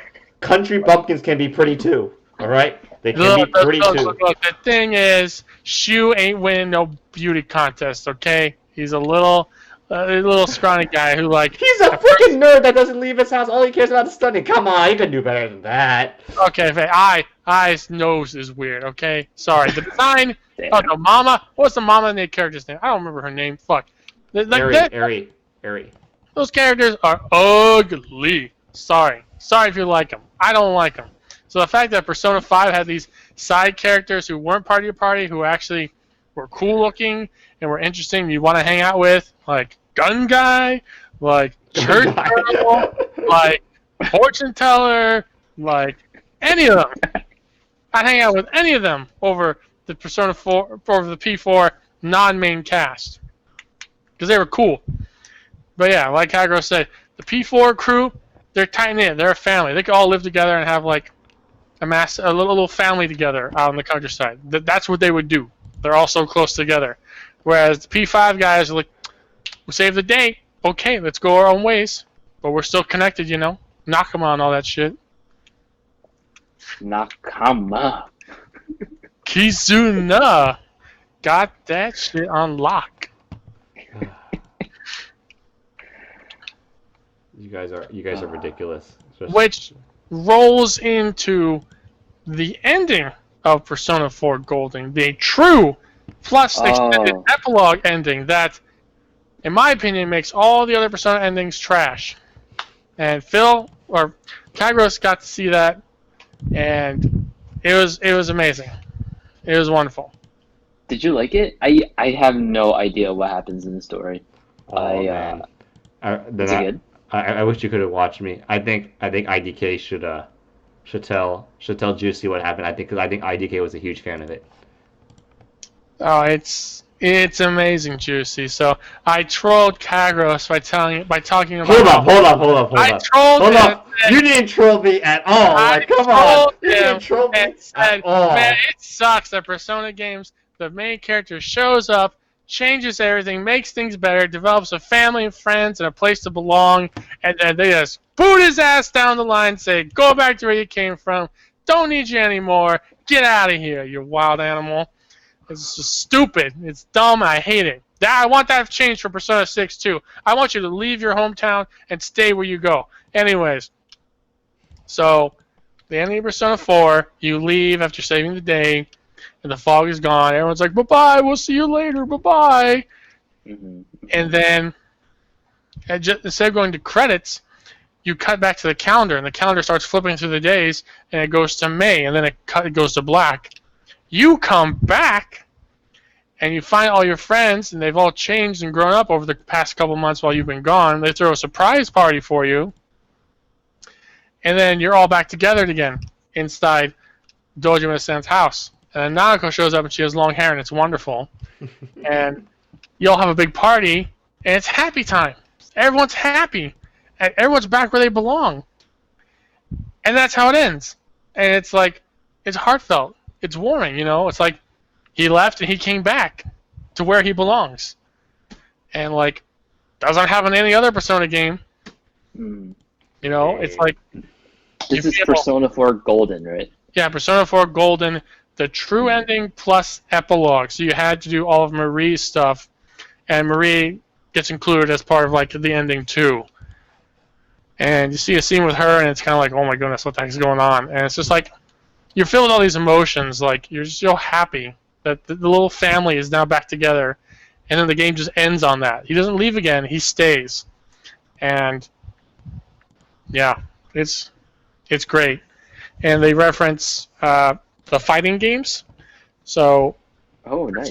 So Persona 4 came out, and then before Golden came out, there was Ultramax, and there's Arena Ultramax. And they had story in them, actually. That is canon to Persona 4. That involves the Persona 3 characters. But they reference that in this ending, too. So, it's all good. They really sort of sealed the deal with Persona 4 Golden. And then they put dancing on top of it, too. And it's like, wow. They really just let you spend time with these characters and love them even more. And that's something no Persona game has really done since, I mean, we have to wait for Scramble. I think from everything I read about Scramble, I don't think it'll be close to what Dancing did for Golden, but we'll see. So I do gotta ask about Persona 4 Golden, and this is gonna be spoilers. And you know, IDK, also known as the Queen of Spoilers, already spoiled the ending. So I didn't. Unfortunate for the listeners. You didn't even give anyone a warning. You just said it. I haven't played Persona 4 Golden, so I don't know anything about Marie. But while Phil was playing, or while Kagros was playing, IDK would love to say that there's gonna be a big twist. There's gonna be someone like Akechi. I gotta know. Phil, Kagros, is that a correct statement? Was there someone that was like Akechi? No. No one came close to Akechi. No one came close. I don't think anyone came close. I don't know. I don't know what IDK was. So he had some big words there. I don't know what he was smoking. I don't know what he was smoking. Like no, And by the way, by what we mean by is there a character like Akechi, it was how he made us feel in Persona 5 Golden. I want to be very specific. I'm not talking about his role in the game. I'm just talking about the roller coaster of emotions that he took us on in Persona 5 Royal. Like the swing on how he perceived his character, on his likability, it just like it was like a freaking like a what is it a level 10 earthquake? That's like Damn. like there is no one that swings that hard, no freaking way. Well, to be fair, when I said that, I was referring to Marie, and that's because most people in the beginning of the game hate Marie. They hate her poetry. They hate all her bullshit. She's very naggy and annoying. And by endgame, though, events occur, and you find out her true past, and some people really grew to like her. I was one of those people. I hated her in the beginning. I thought she was annoying, and then she became like, oh, that's what happened. Oh, that's why it was this way. Oh, wow, I actually really like her character. So she did that swing for me. Now, to be fair, is it as crazy as Akechi's? No, of course not. But it's still kind of there. Especially if you romance her, because she's the true waifu of the game. All right, But, you know. all right. This is a perfect segue to what I want to talk about next, and I believe we touched on this earlier about like but we talked about the romancing the characters, right? And I think P4, unlike the other two games, I believe that P4 actually paired up its characters quite well. So I think that unlike P3 and P5, they're actually canon pairings, like, or I would say canon. I would say like preferred couplings. So obviously, it's going to be Yosuke Bosuke and Chie. I think was one particular one. I think another one was Yukiko and Teddy. And then the third one was, of course, Naoto and Kanji. And which leaves us with who is the MC for. And I believe that actually in Persona 4 Vanilla, I think the preferred pairing is actually MC with Rise. Like, there's no question. I know Juicy went with Rise. Oh, I thought you were gonna put in a joke. I thought you were gonna say the real pairing for MC is Nanako. all right. Hold up. I personally think that the MC never matches with anyone else, or in terms of dating. It's more about just the player themselves wanting to date whoever. But I don't think in the story the MC ever fits into dating one particular person, except for P5. We don't really learn much in about the MC because he never talks, right? But I think the one thing I'm pointing at is the skiing is the winter trip. It's the winter trip isn't in P4 Vanilla, right? No, it's not. Oh, okay. So I guess by P4, but anyway, I think by the interactions for me, that's what I really felt like the game was kind of pushing towards, even before that. But then there's a scene in P4 Golden, which is the winter ski, and it's how basically the party gets paired up, and it's paired up in that exact with those exact pairings. So I actually think Rise is probably the most preferred in terms of the interactions and how they fit everything, because in the game, like Rise, she's gunning for your heart, like there's no question, she's gunning for your heart, she wants your nuts, right? And I think that being that forward is a big sign that you need to romance this person. And you can see this in P5 Royal as well, because I think Kasumi she was very open about her affection towards you, and that's because I think the game wanted you to pick her as a romance option in Royal, obviously, because she's a new character. But anyways, going back, but I think that in P4 Golden, I think the preferred pairing is actually going to be Marie, not Rise. I think Marie is actually supposed to be the one the game kind of pushes you towards, especially with the revelation that she's Izanami, and of course you are Izanagi, and you have been looking for her. Obviously, if you follow the myth that is explained to you in the game, you have been looking for her. You've been wandering the underworld to get her back. And I think Marie's for Persona 4 Golden is definitely the preferred choice. But obviously, it's also because she's a DLC character and or the new character and yep. Wait, the MC is the other Izanagi? Yeah, Yes. so your persona as MC is Izanagi. And- Yeah. Yeah, and so Marie herself is actually Izanami. So your sister, Izanagi. yeah, your sister wife, Yeah. the two creator gods. And so, they tell them this when you're over in P3 school about how she dies giving birth to the Was fire it P3 god. school? Was it at the Yeah. P3 school? Yeah, that's the P3 school. Oh, huh. Yeah, they take you back down like, hey, look, it's the old place again. Shujin, right? Yeah, not Shujin. It's It's Gecko. prison school. Gecko Kai or something like that. Starts with a G. yeah. Oh, it's not Gekko- prison school? No, not prison school, because like Persona 4 goes back to Tatsumi Port, which is where Persona 3 took place. Yep. And like the teacher there gives a lesson on folklore, because you're from Inaba. He's like, oh yeah, the folklore of this place, the two gods who made everything, and then one god died from giving birth to a fire god that would destroy everything. So the dude, Izanagi, goes down to the underworld to get her back, and he's told not to turn around while they're walking towards the exit, and he does, and he sees her, and she's a horrible monster. So he runs like hell, and she sends minions to kill him. He manages to escape him, and he gets to the end of the cave, and he throws a giant boulder on top of it. And she goes, and she says something like, oh, let me out or else I'll kill 1,000 people a day. And he says, well, I'll just have to make 1,500 people a day. Mm. And so then you saving Marie, and you find out Marie is her, and in order to save her, you have to defeat that corrupted version of her, the undead version. Spoilers, sorry. The queen has spoken.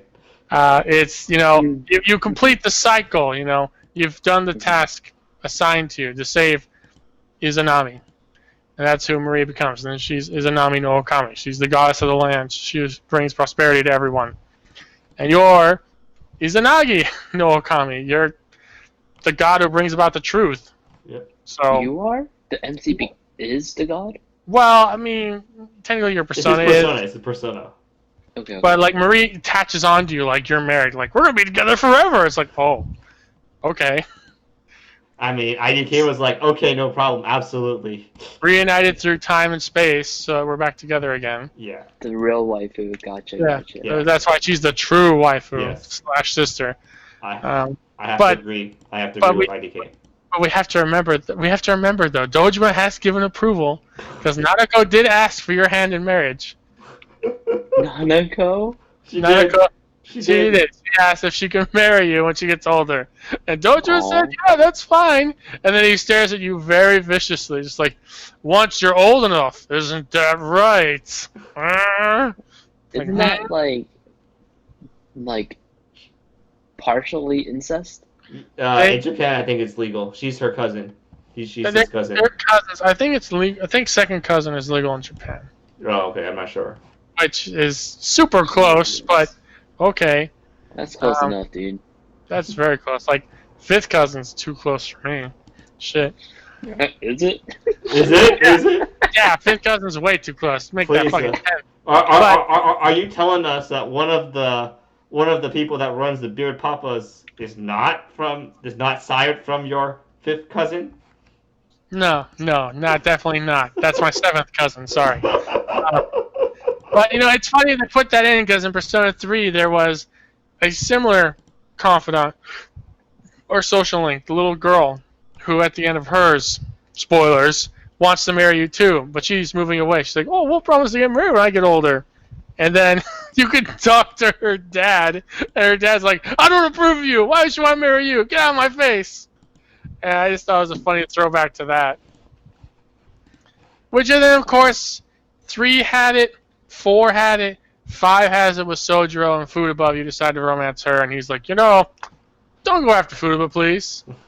Don't do it. I mean, Futaba makes so much sense. But then, and then he's like, well, but then again, having you as a son-in-law might not be so bad. Ugh. It's like they play that joke. Yeah. But still, Marie is the one true waifu. But if we're gonna go by tradition, and traditionally the main character usually gets paired up with the lover's arcana. It just seems to be the way it is. That's the one that's designated canon or is hinted at as being canon. So that'd be Yukari in 3, Rise in 4, and then Anne in 5. I But think that's true for 3 and 4. For 5, I don't think that's true at all. 5, I think it was supposed to be, but a lot of people feel like it's supposed to be Makoto as Makoto the primary is the parent, She's which I don't like at all. But I don't like it. Makoto's the worst. Like, there's no question. She's of the party members. I think she's the worst. A female character, female party members. I think she's the blandest one. I think she's actually worse than Anne, in my opinion. Well, you're gonna upset a lot of Makoto shippers there, but Yes, I'm just gonna say it now. I think people that pick Makoto, like, they need to get better taste. Like she has no nuance. Like, why do people like her? Do you like her just because of her bike? I'm a rebel. No, she's stupid. Like, she straight up ran straight into the belly of the beast. Like, she's the reason why you guys have to battle with the third palace in the first place. Like, the other female characters in the game have just much more depth than her. I think Makoto is a one note character. She's basically the model student, and that's about it. She's your senpai that's a model student. I don't think she has any more depth other than that. Like, her sister is a much better character. Oh, don't even say it. Oh man, Sai, come on, OP. Dude, my brother picked Makoto too, and he clearly has no taste. Damn. In anime waifu. Oh He man, literally has no taste. oh man, that's just unfortunate. That's funny. That's unfortunate.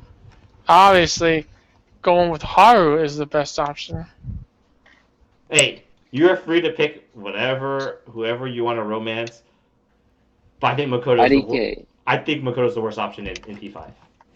IDK, you just said how Persona 4 has some pretty terrible portraits, Mm-hmm. like some terrible character models. Mm-hmm. Haru's pretty up there. Whoa! I take Haru any day over Eri, Yumi, the other chick, the band chick Phil didn't have. It was super ugly. There's some really bad models and art in fucking 4, okay? Haru stands leagues above them, okay? Say what you want about Haru compared to the other girls in 5, okay? I know, not everyone likes the splitting down the middle or the five-finger forehead, but come on, man. She's my princess. Come on. Well, I'm glad you realized there is a 5-finger forehead on that lady, but I think that Leagues is exaggerating. How about just a tiny step? Just a step above Persona 4. I'll give you that. No. She's definitely leagues. Definitely leagues. Leagues above the ugly characters in Persona 4. Okay, if you compare her to the actual pretty ones, yeah, she's probably just a little bit above them, because she just didn't get enough time in the cooker, man. They didn't know what they were doing with her. Like, they left her to the last second, and that's what happens. Like, I would have preferred if she'd swapped with Makoto, timeline-wise. Have Makoto coming at the end. Don't really need her. But Haru? No, Haru gets screwed. Just a background character, made a main character. Just a minute, she ugly. No! It's cool. Cool. It's not ugly. Stop it. Ugly girls need love too, so I feel you. I see how it is. Anyways, let's move on from this squabble here. So let's talk about the improvements to the gameplay. I think this is probably a big thing.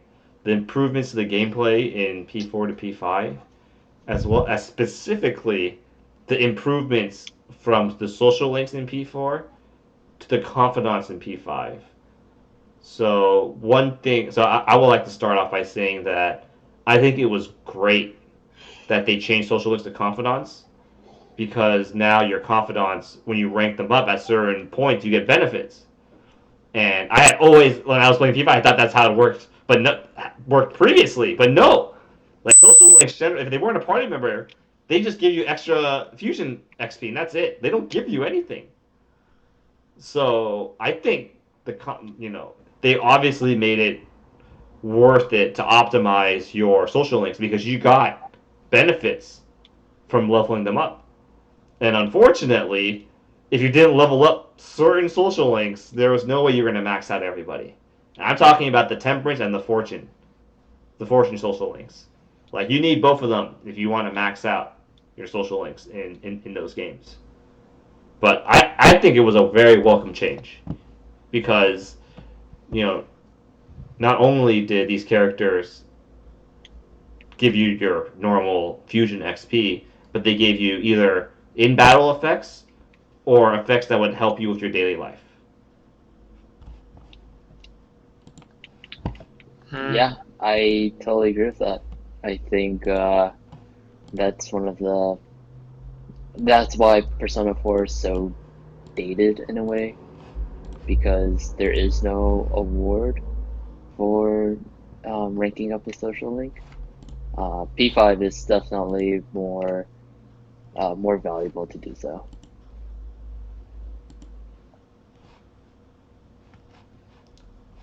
Mr. IDK, any thoughts? No, I agree. I think it's having things tied to these extra characters you need to level up. On one hand, it makes them worth leveling up because it's like you're always getting benefit from either learning more about their story or about getting a certain extra ability. On the same token, though, it does sort of force you to have to level them up. Like, let's say there's a character you don't like, you just kind of wish you could abandon.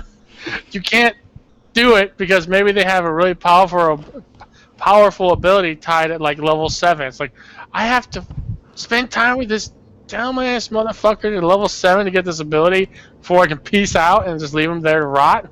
Ryuji. Like, I mean, it was just like, I think in original vanilla P5 for me, that was actually Yusuke. No, it's not like I hated Yusuke or anything, but I just didn't want to spend time with him, and so I leveled him up because I think it was on his tree where if you got to like level 6 or 7, you got Baton Pass. You had to level him up to get Baton Pass.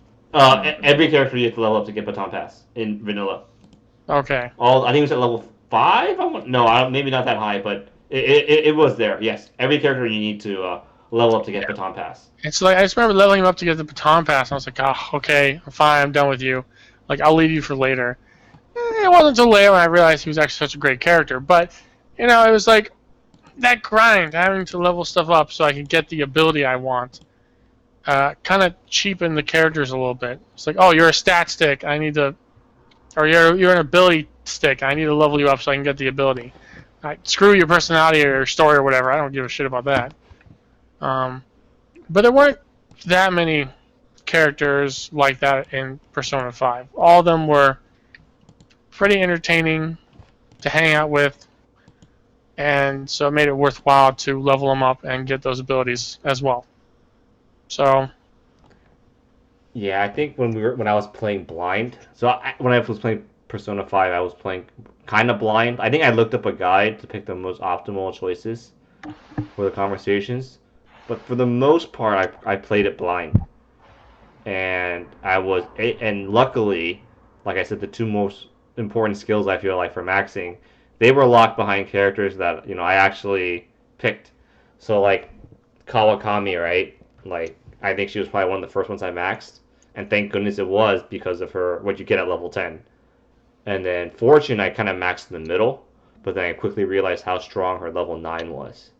And you're like, oh my goodness, I need this. Like this, I wish I had gotten this sooner.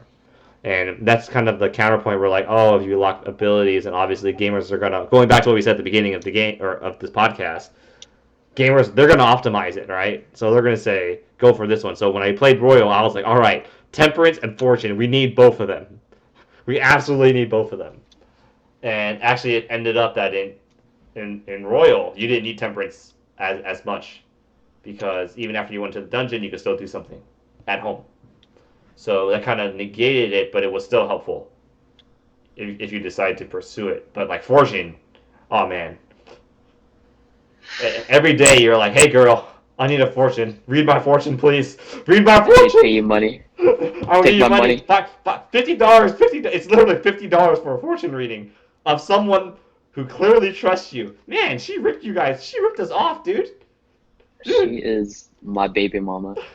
She ripped us off. Oh god, yeah. So like going, and then now the second thing is the gameplay improvements that were made. So I think obviously the palace designs in P5 were amazing. And what they did with the palace was that the story was driven in the palace too. Like in P4, when you went inside the palace, for lack of a better term, you went inside the palaces, right? There wasn't really much story in them. But then in P5, the palace advanced the story. Like once you enter a certain section of the palace, you got the story advance, and I think that really helped with the pacing of it. Whereas you're like when you're in P4, you're climbing through the dungeon, you're like, oh my god, are we there yet? Are we there yet? Where's the boss? Can we fight the boss? But then in P5, it's like, all right, we're the next part. Oh, here comes some story, and then you play a little bit, and then you finish the next section. You go to the next section. All right, here's more story. Right? So like the boss was really involved in the palace, and I think that was definitely a welcome. It was definitely welcome. And then the next thing that I want to bring up is in P4, end game.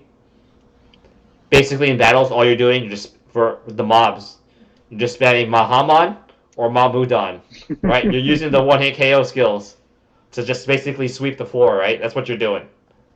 Because there's no boss, and that's the quickest way to eliminate everything, and you don't need to sit through the all-out attack animation, right? But then the problem with that was that in the early game, if something was weak to holy or dark, and you didn't have those one-hit kills skills, then you couldn't do anything about it. But then that got fixed in P5 where they introduced the dark damage and light damage spells. Heck, I think our sign, I don't know how to say it. His first ability is a dark damage spell, and I think that was a very welcome fit.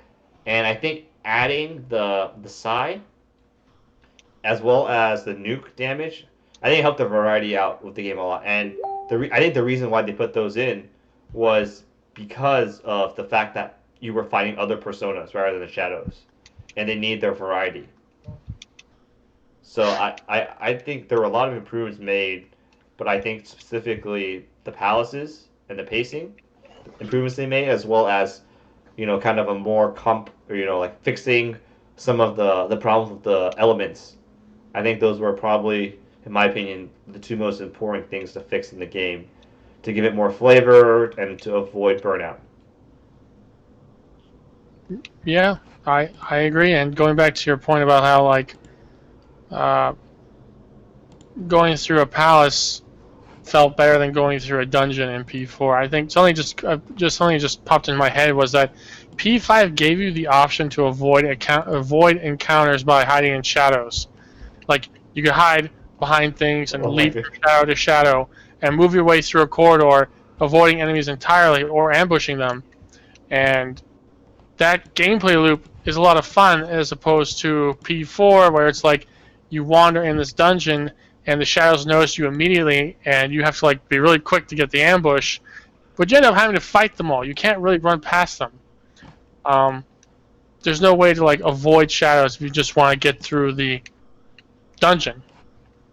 So that was something P5 really did well, allowing for multiple methods of transit through a palace. You can either dodge everything and get to the end, only fight the ones you actually have to fight, or you can fight everything and just plow through it, but you're going to get way tired down, but you'll get a lot of experience and money for it. Whereas P4 is just plow through all the shadows, hope you get the right door so you can get off the floor. Otherwise, you're going to fight more of them. Yeah, So I think one thing that you did point out, and this is insane how much we take P5 for granted. Like you don't realize how good you have it until someone points it out. Like you mentioned, the hiding in the shadows and avoiding. Like I was like, oh yeah, you're right. Like that, like that's such a huge option to have compared to like in P4 where you just have to fight. And like when you're playing P5, you kind of take these things for granted. That's just how great of a game P5 is. Yeah, and mentioning adding in Psy and Nuke, I think it was good that they added in those two new attributes for you to play around with, because I know that between 3 and 4, I'm pretty sure they used to have 3 different versions of physical attacks. There was piercing, there was blunt, and there was gun. No, it wasn't good. I think it was pierce. It was called piercing or something like that. Piercing. Yeah, in any case, they had multiple variants of physical attacks for you to do, and your main character can equip different weapons for that. And they got rid of that in 4, but they didn't really add anything new in to take its place. So with 5, they're like, yeah, we took things out, we need to put things back in. And rather than make it this kind of clunky system, we'll just take what we already have, the attribute system, and just add 2 new things in there, which worked really well. And it's really simple and easy to remember. And allowed you to hit more weaknesses. And allowed for different designs of enemies, too.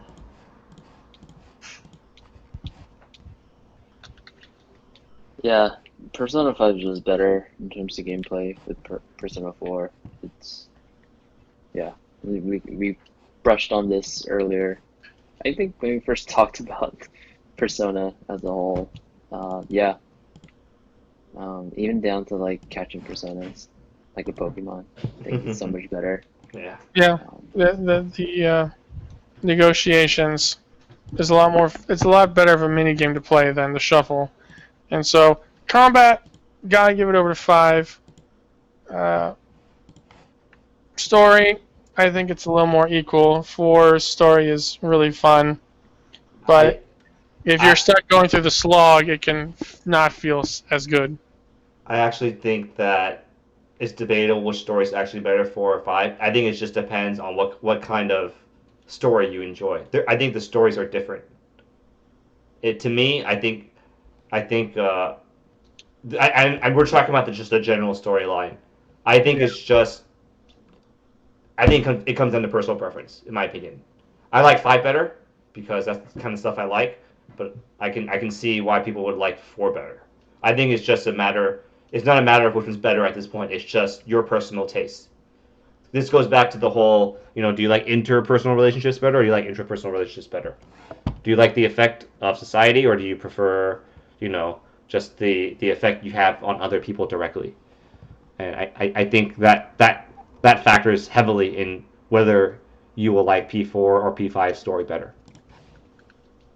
Yeah, that's true. I think it also can come down to the characters as well, because they both sets of characters reflect what they're going for in their stories. Yep. P4 is Scooby Doo. Get everyone together in a mystery van. We're gonna solve a mystery, and we're all best buds. Whereas P5 is, it's us and all of society, and we have to change everyone in order to fix everything. So I'm glad that people can play Persona 4 now, because I do think it holds up in terms of storytelling. So I'm really happy about that. All right, I think this is probably the last topic that I would like to touch upon. So I mentioned that a lot of these plot points I kind of called in the game early on because of P5.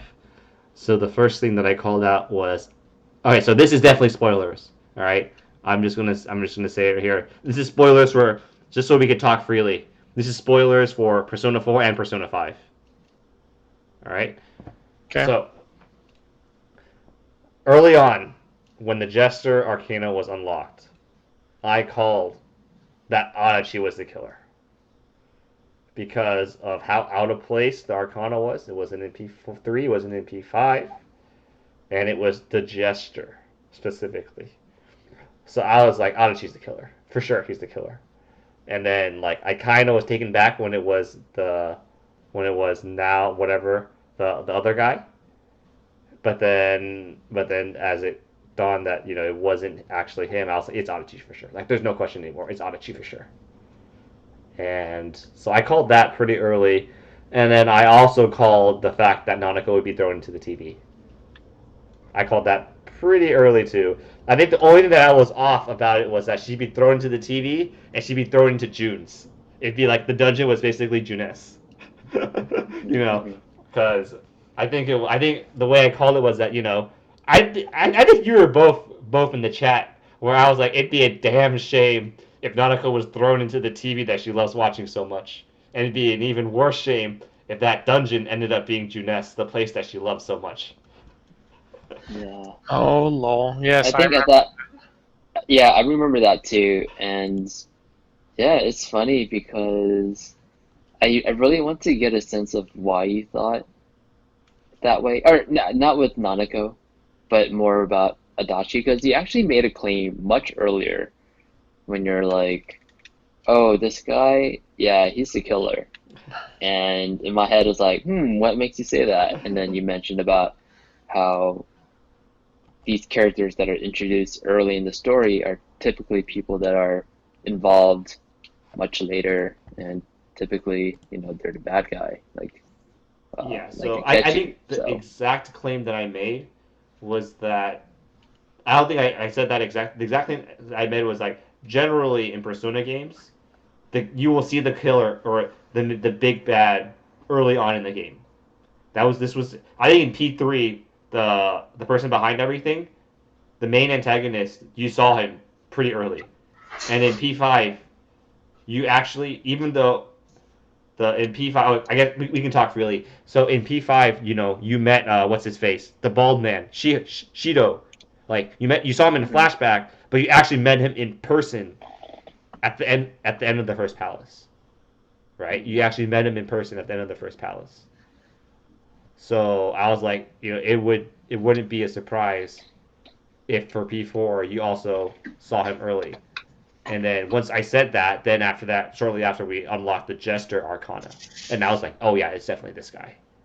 Because why would you throw out this random Arcana? And then I remember asking specifically, and I think this is probably what really made me sure, was that I asked you guys, is this guy in Vanilla or is he in Golden? Because Marie was in Golden, and you guys said that she was only in Golden. But I asked, is this guy in Vanilla or Golden? And IDK was like, this guy's in Vanilla. And I was like, okay, for sure it's this guy. He's not an additional character, and he has a special Arcana just for himself. It has to be this guy. So, in Persona 4 regular, he didn't have an Arcana. Oh, he didn't? He didn't. So, because of that, I guess you wouldn't be able to make the relationship or make a guess that he's a bad guy. When I played Persona 4, I didn't get that at all until the surprise at the very end. It's like, Yeah. oh my gosh, this was him all along. And actually, I wanted to get your opinion about him as a bad guy and if it makes sense that he is a bad guy in the game. So you couldn't really tell because he was playing the role of a doddering idiot, right? I thought it was too.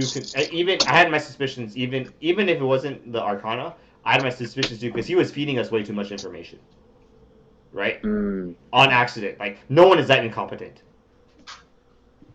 Even if it's an anime, no one's that incompetent, right?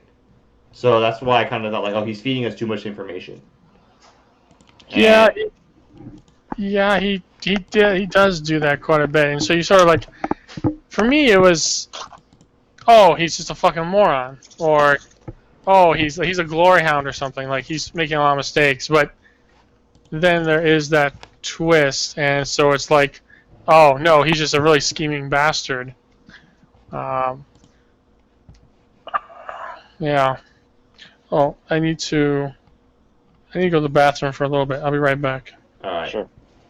So yeah, so I think because I remember you said specifically too early in the game you're like, this guy's throwing out accusations left and right. I think you said something like that in the chat because I was like commenting on everything that I thought was like kind of off. And you're like, why do you think everybody's killing everybody? I'm like, this is a Persona game, dude. This is a Persona game, and it ends up that this game is literally Scooby Doo, right? Yeah, yeah, This is the one yeah. most closest to Scooby Doo. We're trying to solve a murder here. Um, yeah. I thought Adachi was really interesting. There's a really good YouTube video on explaining why Adachi makes sense as a bad guy. Um, yeah, so I'll share that out later. I think it's really, really nice. I shared it with IDK. Okay. Yeah. But Sorry. Go ahead. so with I don't know if we're done talking about Adachi being the killer.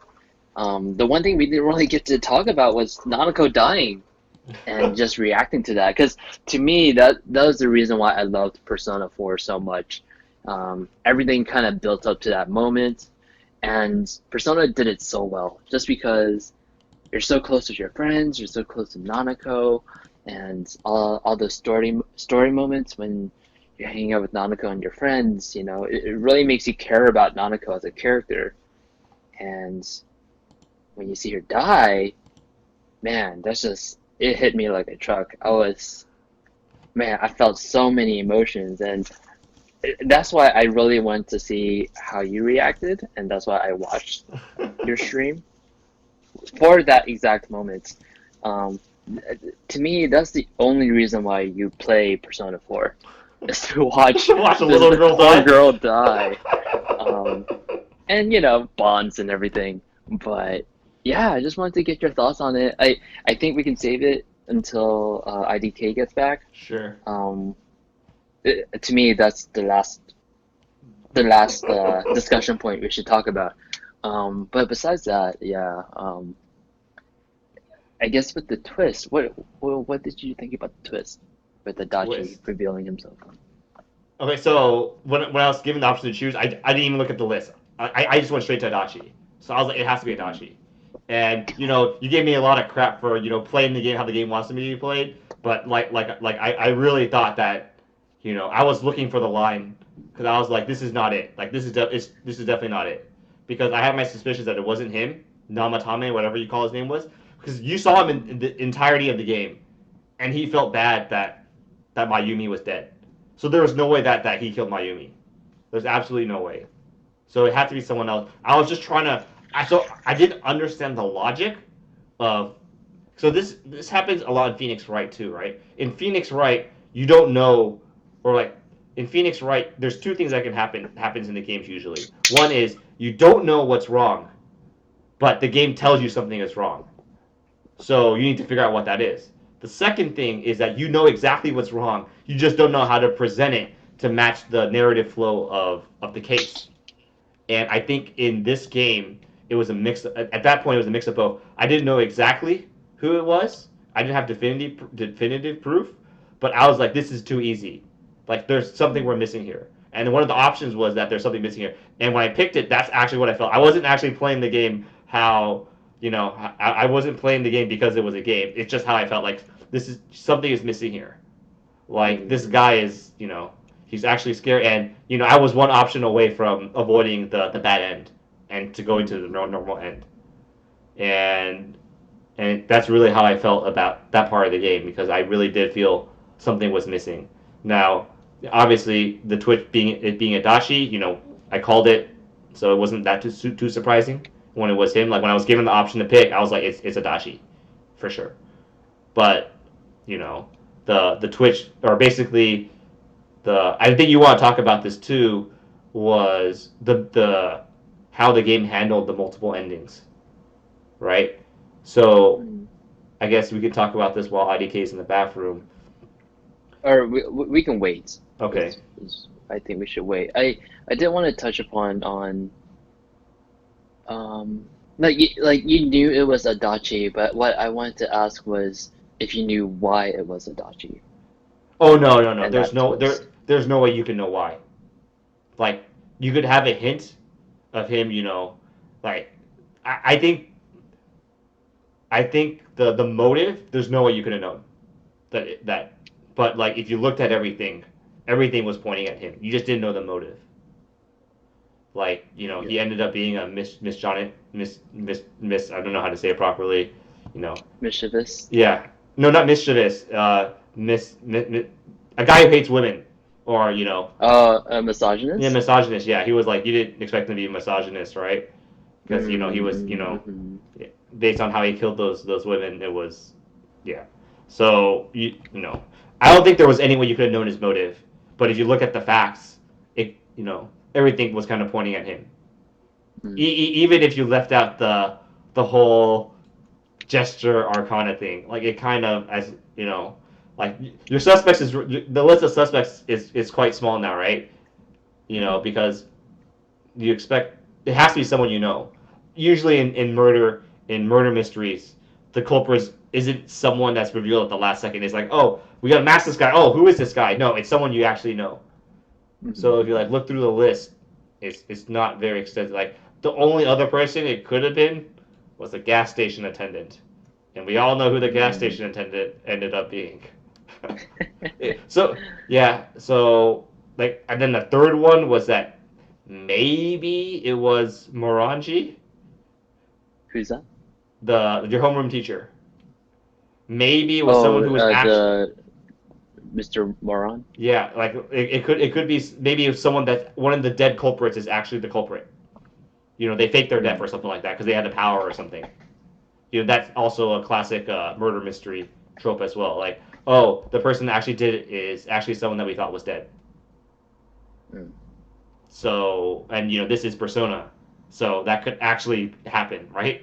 you know, there are Right. supernatural happenings in the Persona universe. So, I think those were kind of what I was thinking at the time. But this is just me using the tropes, right, to try to figure it out.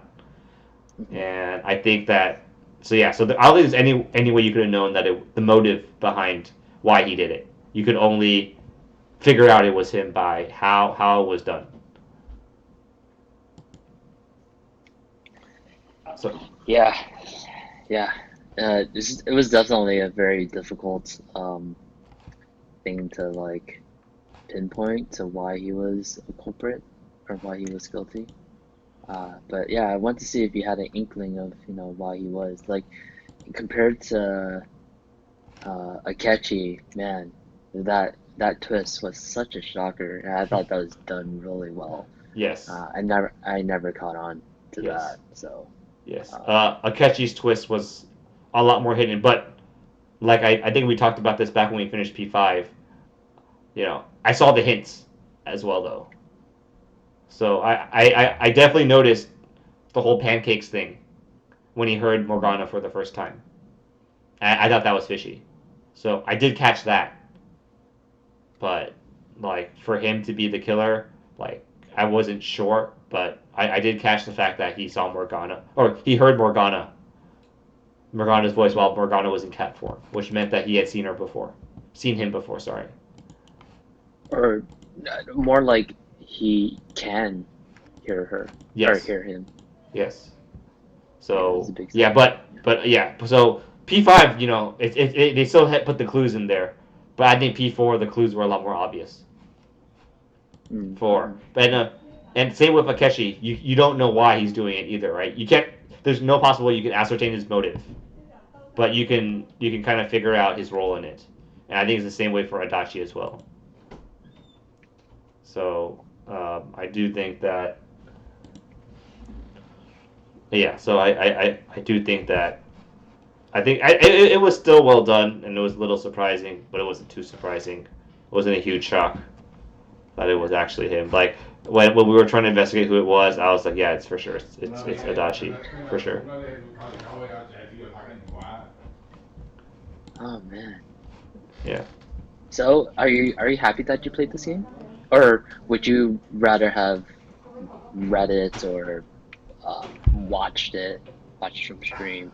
To be honest, so okay, so one thing was that by the time we got to this part, I was so burned out. I just didn't care anymore. To be honest, Because you were speedrunning the game, and I can understand. I wasn't. I mean, by speedrunning, you mean I was playing every night. right? I wasn't really speedrunning it. I was just playing every night whenever I could. I mean, you were playing it for the sake of getting it over with. Yes, yes, absolutely, yes, yes. So I was pretty burned out by that time. So we'll wait for IDK to get back. But I was pretty burned out by that point. I was like, these dungeons are ridiculous. Why am I grinding so much? And like the story portions are, they're drip fed to you basically. And yeah, so. Damn. All right, so while IDK is in the bathroom, I'm gonna get some water. I'm being a little thirsty. Be right back.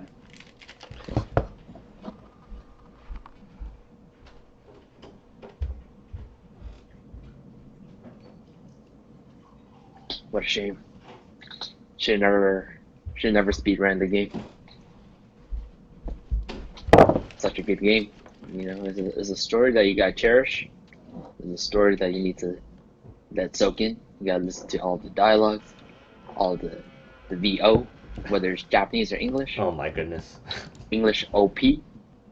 I think it's worth playing in English dub, at least for P4. I think P4 did a fantastic job with VO. Surprisingly, looking back at it, it's really good.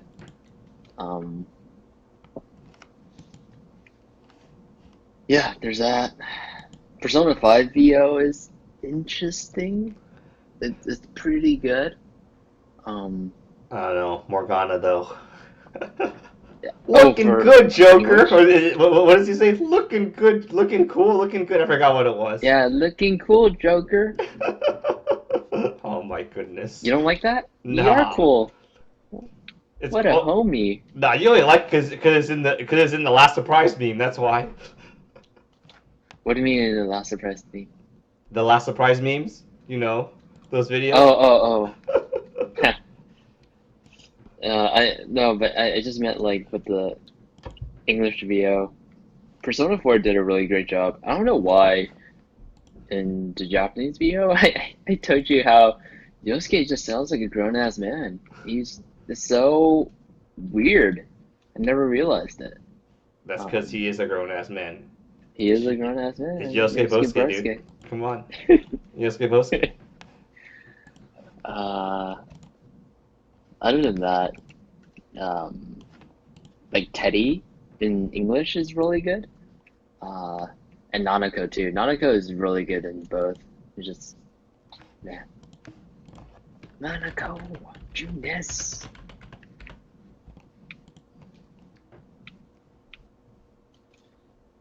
So are we gonna play SMT5? I'm down to play it. I'm down to play SMT when it comes out. Definitely. I would like to see how it does. You mean the reception to it, or how the game plays? Reviews and everything. Okay. Yeah. Just how it plays and everything. I have a feeling it's not. I don't know. I have low expectations. Or I should say that I'm more pessimistic than optimistic. You know what we should do is that we should publish this podcast, get a following, and then we can ask our friend over at Atlas to provide us with press copies so that we can review the game in time for release, so we can help promote it. Oh, that would be fantastic. Our friend at Atlas. Yeah, I would love to review a copy and talk about it on this podcast.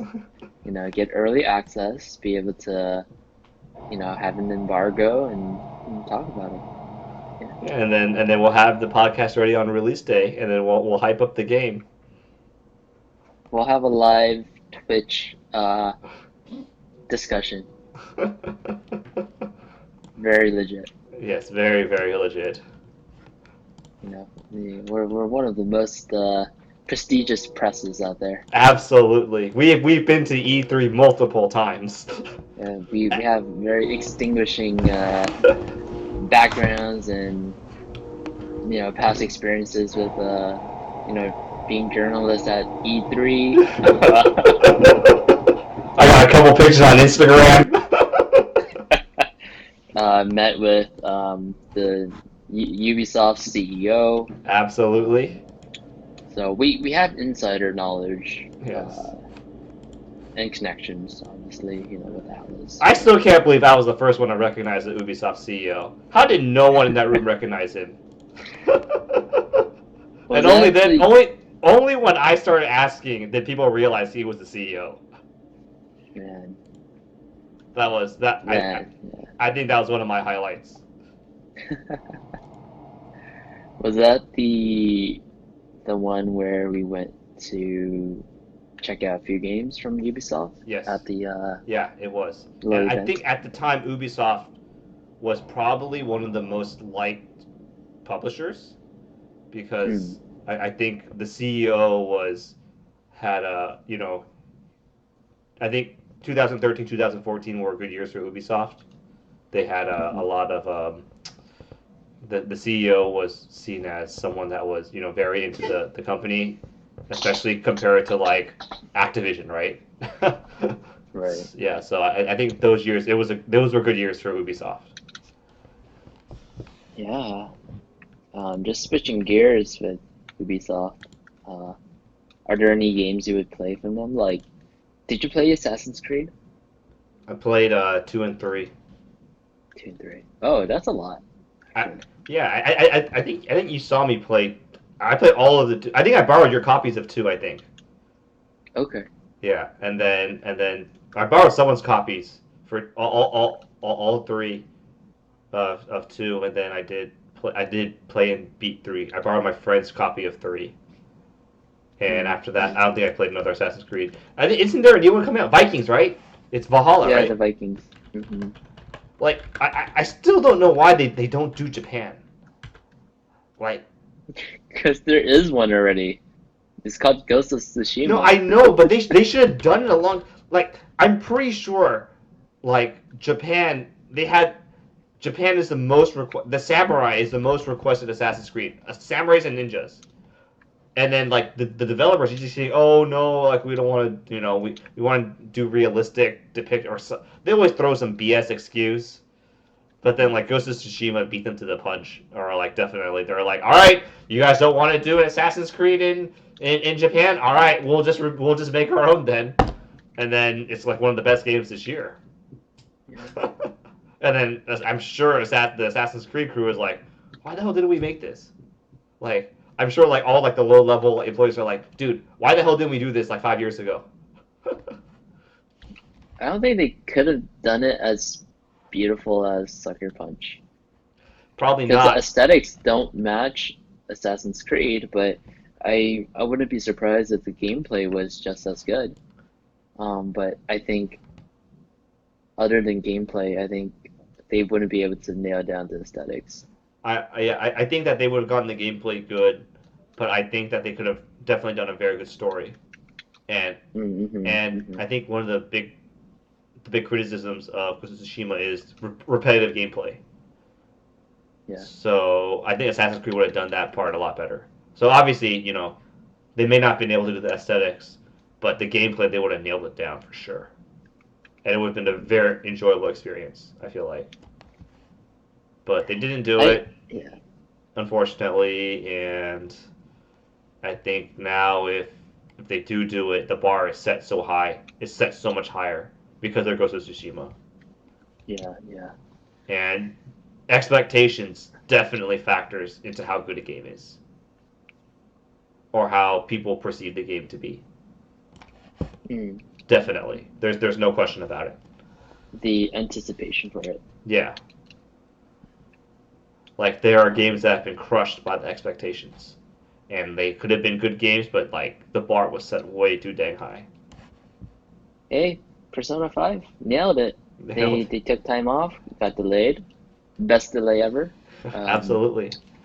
and then Persona 5 Royal. Oh man, it's uh, I was I was very happy to have paid $60 to play that game again. Yes, Um, I think it was worth it as well. I think it was worth the replay because in yeah, addition they improved so much on the game. Like, yeah, absolutely.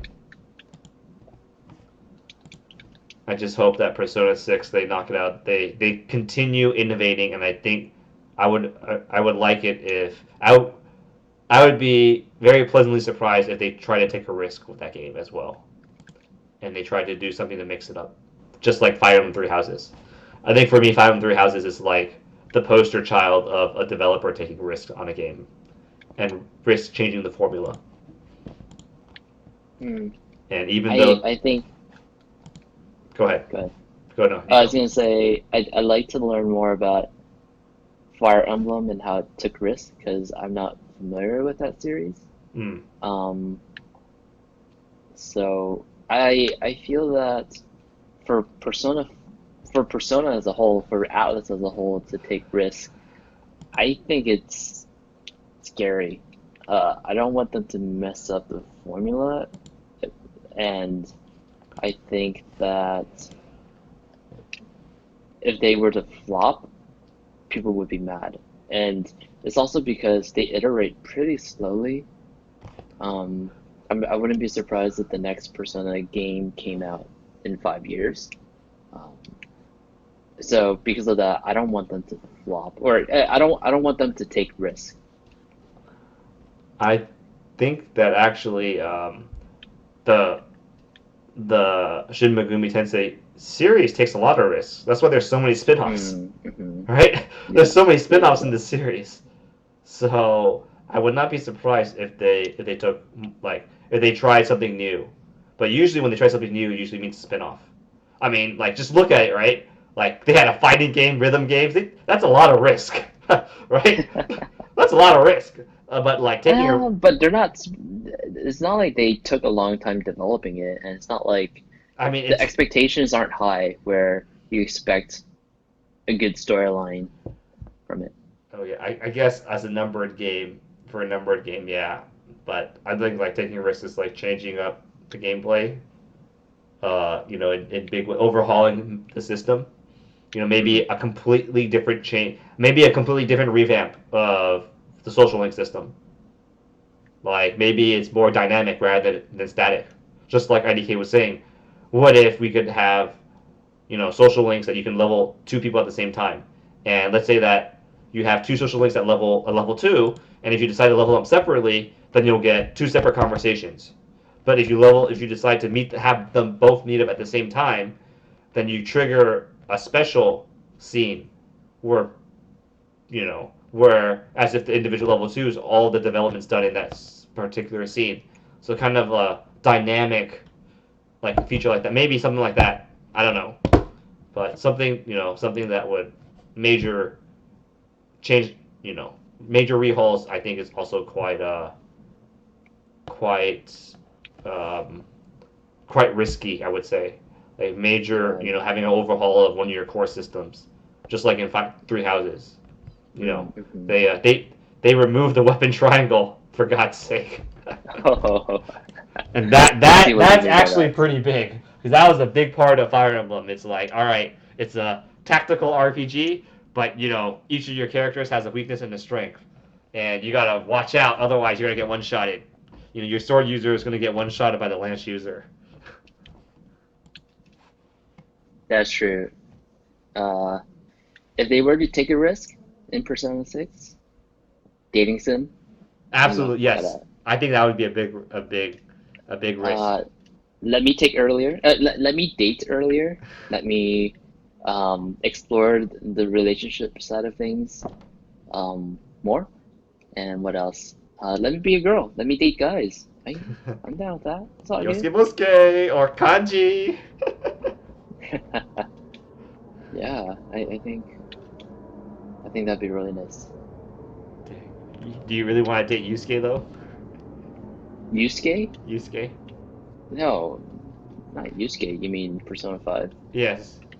No, I never liked that guy. He was like what, tier Which B guy tier? would you date in Persona 5?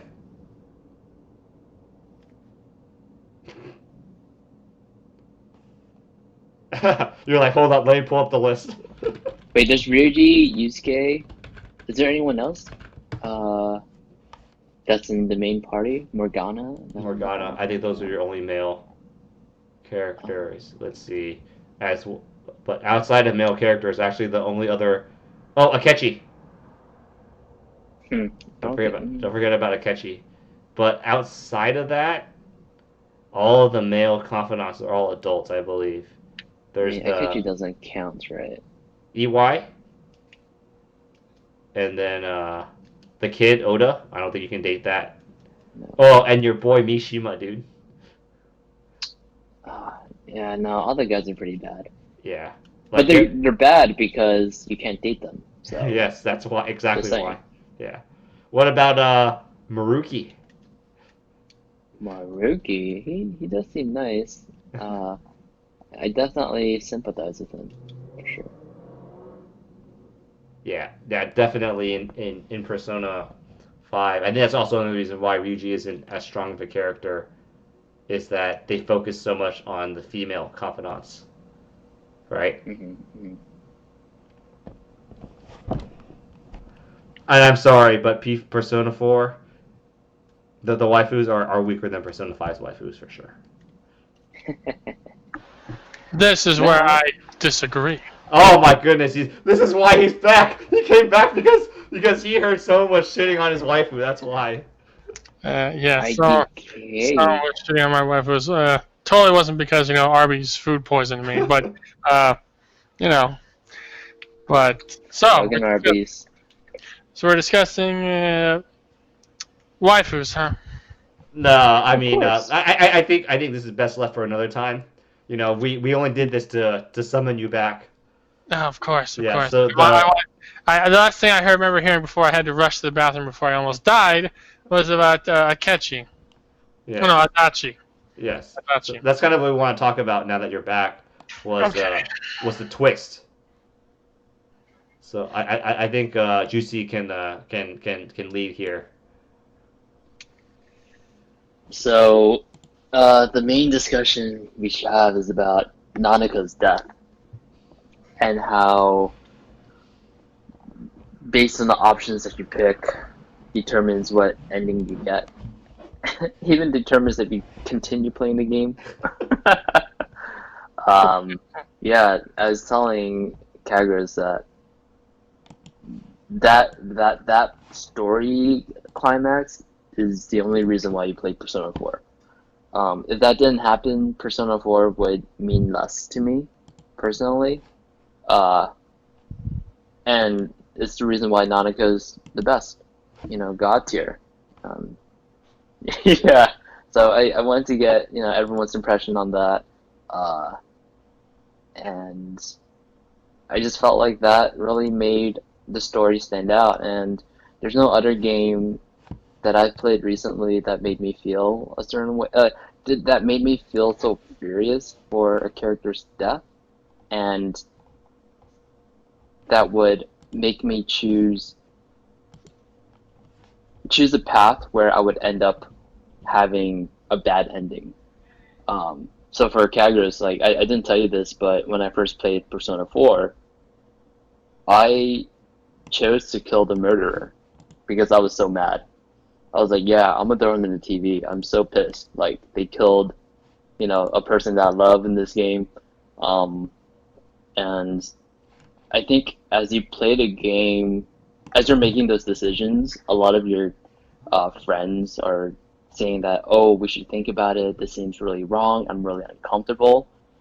But the first time I was playing, I was just seeing red. Honestly, I was so mad, and I was really shocked when I saw you play that you didn't feel that way. But I did feel like you did get a sense of confusion, and I can see you hesitate when you were picking the options.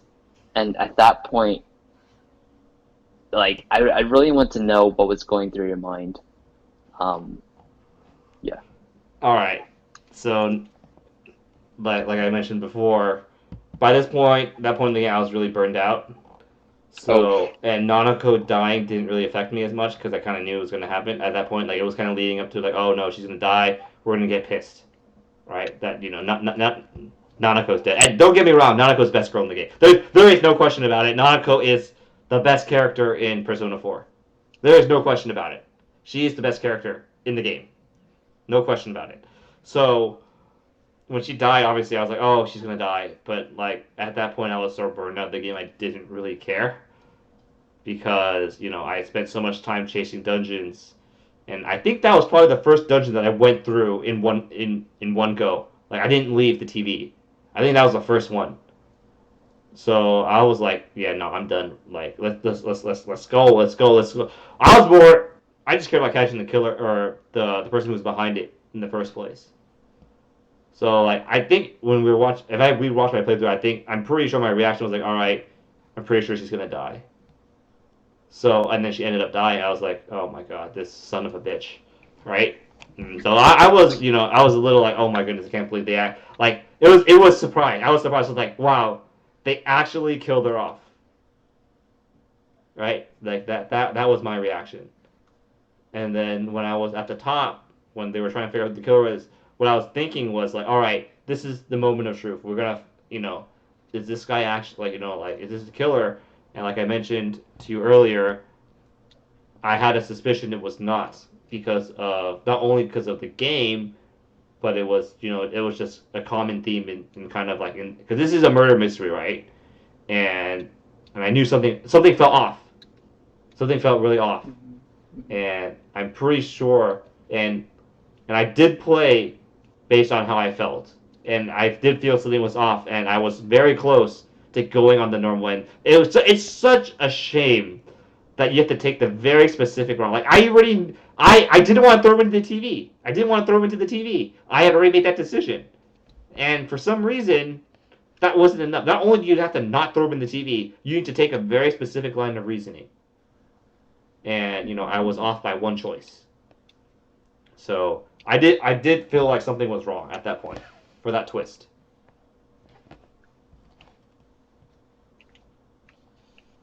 Man, what a game.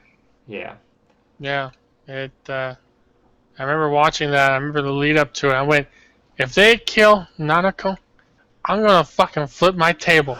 I could see the pieces coming together. I'm like, they're gonna kill her, aren't they? I was like, they better fucking not. And then, beep beep beep, everyone's crying. I'm like, I almost flipped my table. I was so mad. I was like, kill that motherfucker, kill him. I wanted to throw his ass on the TV and like dangle him by his legs, split him in half. And then the person I was watching just doop doop just kept navigating like the options, because like, yeah, you're right, it's a very specific path you have to pick through the questions, because it's you don't throw them in the TV because your things don't seem right, because you're searching for the real truth behind it. Yep. Like because there's an option where you can just say, well, I don't know, it doesn't feel right, and then it just game overs. Yep. So I think it's what you had. You have to be searching for the truth, then you get past that little trap they have there, that puzzle. Yep. But yeah, in the heat of the moment, it's like, I would have thrown him in. Fuck that guy. That bastard. Yeah. My Nanako. Yeah, so I think for this, I think we did want to talk about like the, how the game had multiple endings. I think for this game it was fine. Like I said, it was just because of the fact that this is a murder mystery, and and usually for stuff like this you fail several times before you find the complete truth. But obviously for Persona 5, they threw that out the window. I guess it was frustrating for players, and they decided to make which ending. They literally asked you which ending do you want, right? They literally asked you which ending would you like. So, yeah.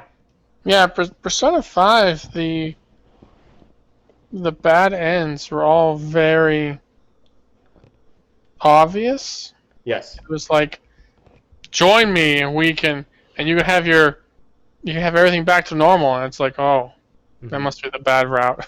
Yep. Obviously, we worked so hard to get to this point. Why on earth would I throw it away? Yep. It's like, whereas 4, it's like, no, yeah. I imagine most people at that point, being enraged and having such a adorable, innocent character be murdered, it's like, no, fuck that shit. I want to get revenge. Yep. Vengeance. So I definitely think 5 was sort of like, well, do you want to see what happens? Click here. Do you want to continue with the story? Click here. Right, Yep. for Persona 5, it did feel like they gave you options, but not really. there weren't really options. Yeah, they're false ends. It's Yeah. like, oh, I mean, they just ask you. yeah, it's you made the wrong mistake, but it's not like you made the wrong mistake. Oh my goodness, how could you? It's like, nah, dumbass, you can't have that. This is how it's gonna happen. Yep. You know, it's someone's gonna kill you, or the world is not the way it's supposed to be. All right. All right. I think we should have some parting words. Any parting words? No, just thanks for listening. Although I'm pretty sure only people that are going to listen to this will be us in the future. But thanks for listening to us ramble about Persona. I think, my ranking of the games is Persona 5. I think the games improved throughout each iteration. So I think it's definitely a good look when it's very clear that your game is improving. Like there's no question about it. P3 is the worst one of the three, and P5 was definitely the best one overall, the best experience I would say. So yeah, that's how I feel about Persona, and I really hope that they improve the game even more for P6, and I hope they improve it in ways that we don't even see. Like if you played Persona 3, Persona 4, there's no way you could have envisioned how much they would improve the game in P5. Like there's no way you could have seen that. Oh, by the way, we're getting rid of the random dungeon, kinda, and we're gonna move to fixed dungeons for the story. So, yeah.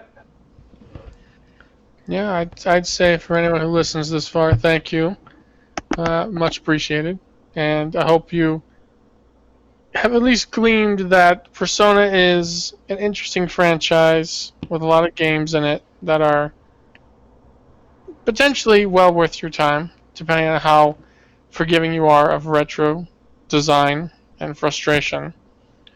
And that there's a lot of love and passion behind it. Enough for us three dudes to get together and talk about it for almost 3 hours. Probably could talk about it longer. There's tons of things to talk about, and I mean, we've barely scratched, the fact that Persona, for all of us, started at 3, but in reality, there's 3 games before it that no one really talks about, and there's a reason why. And maybe we'll cover that in a future podcast. I don't know. We haven't even talked about the music. Yeah, that's definitely something we should save for another time. Sure. Music, the true origins of Persona and SMT, and among other topics. Yeah.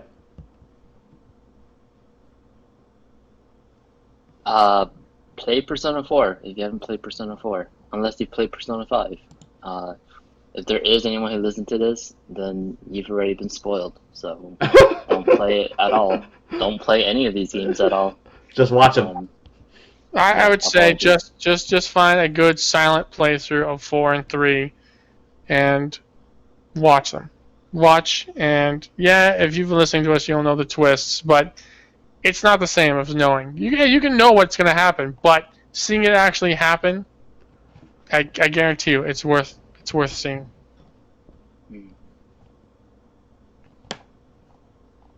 Any other words, Mr. Juicy? No, kick us off. Or No. I think you should sign us off. This was your idea. I should sign us off? No, yeah, you should do it. Well, I think a good way to sign off is to talk about, a future discussion that we can have. We can talk about music of Persona games, but hopefully we can talk about video games in general, have some engaging conversations about game design, story developments, everything related to video games. So, until next time. All right. Thank you, everybody. Yep. There we go. Bye-bye. Have a good evening. Bye-bye.